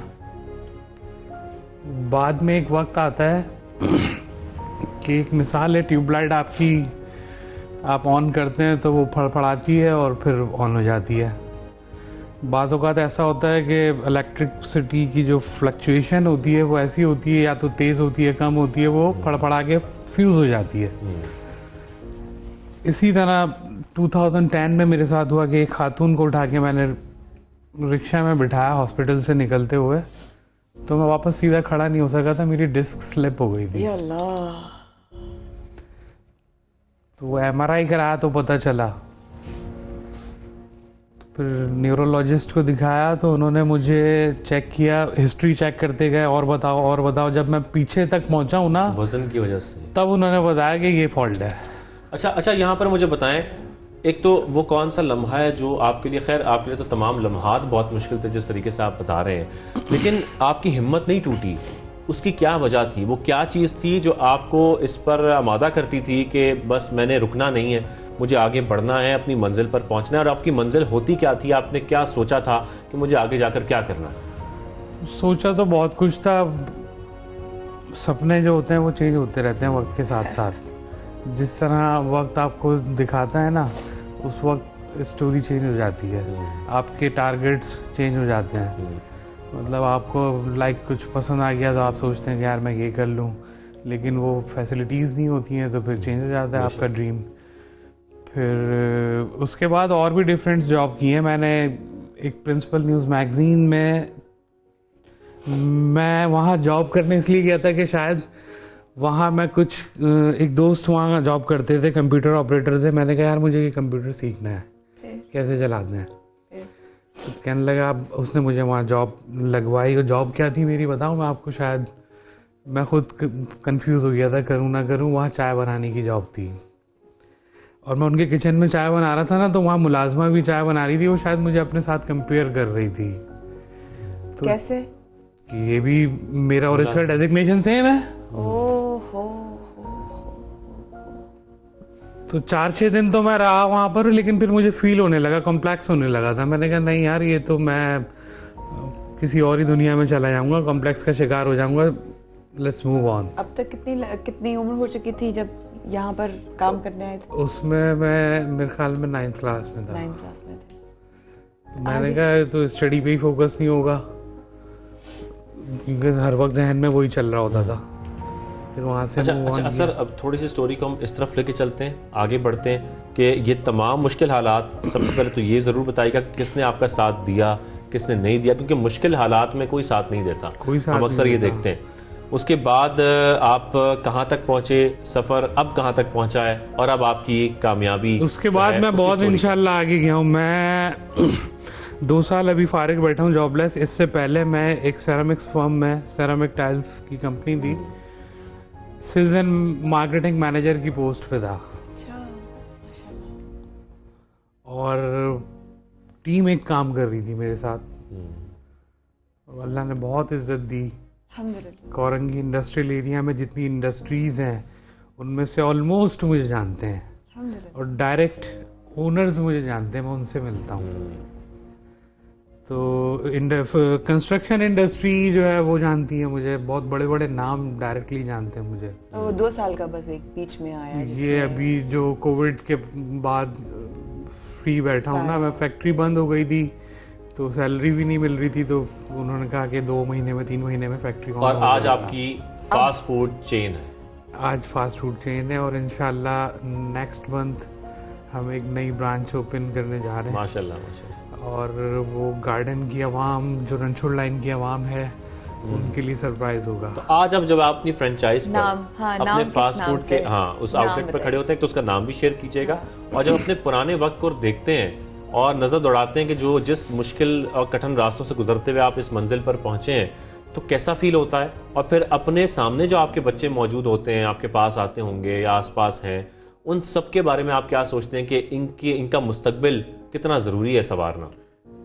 मेरी पहले तो मेरे फास्ट फूड का नाम है यमी फास्ट फूड, और डिलीवरी है जी। अच्छा, कराएंगे हम। ये मेरी मिसेज ने सजेस्ट किया था मुझे। अच्छा। और मेरी मिसेज बहुत बेहतरीन पार्टनर है माशाल्लाह। क्या नाम है उनका? नाम रीमा है। तो उन्होंने बहुत मुझे सजेस्ट किया, ये नाम भी सजेस्ट किया, और बहुत मुश्किल वक्त में मेरा साथ भी दिया। और ये 2 साल मैंने ही कॉम्प्रोमाइज़ नहीं किया, मेरे बच्चों ने भी कॉम्प्रोमाइज़ किया, सेक्रीफाइस किया अपनी ख्वाहिशात के साथ। मेरा बेटा 4th क्लास में, घर से 200-300 मीटर की दूरी तक वो जा नहीं सकते हैं अकेले, हम उनको छोड़ते ही नहीं है, क्योंकि आज का ज़माना आप you know that very well. बिल्कुल।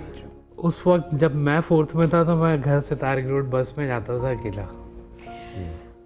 बस यही कहूँगी फैसल भाई कि आखिर में चंद लम्हे रह गए हैं इससे पहले कि प्रोग्राम ख़त्म हो। मैं चाहूँगी कि लोगों को आप कुछ बताना चाहें कि कैसे हिम्मत पकड़नी है चाहे हालात जैसे। हिम्मत हारनी नहीं है, और अगर मुश्किल हालात आए तो सबसे पहले अपने ऊपर रिव्यू करें कि यार हमसे गलती क्या हुई है, और देखें, सोचें, अल्लाह से माफ़ी मांगें।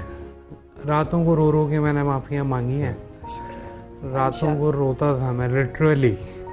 बिल्कुल, और उसी का अजर आपको आज मिल रहा है। अल्लाह ही मुसब्बिबुल अस्बाब है, राज़िक है, वही रिस्क देने वाला है, वही असबाब बनाता है। आप हिम्मत नहीं आ रहे, इंशाल्लाह एफर्ट करें, बिल्कुल अल्लाह बनाएगा। हिम्मत ना आ रहे, एफर्ट करते रहें, यही बहुत ज़रूरी है। माया, अपना रखिए अपना ख्याल, अल्लाह निगहबान।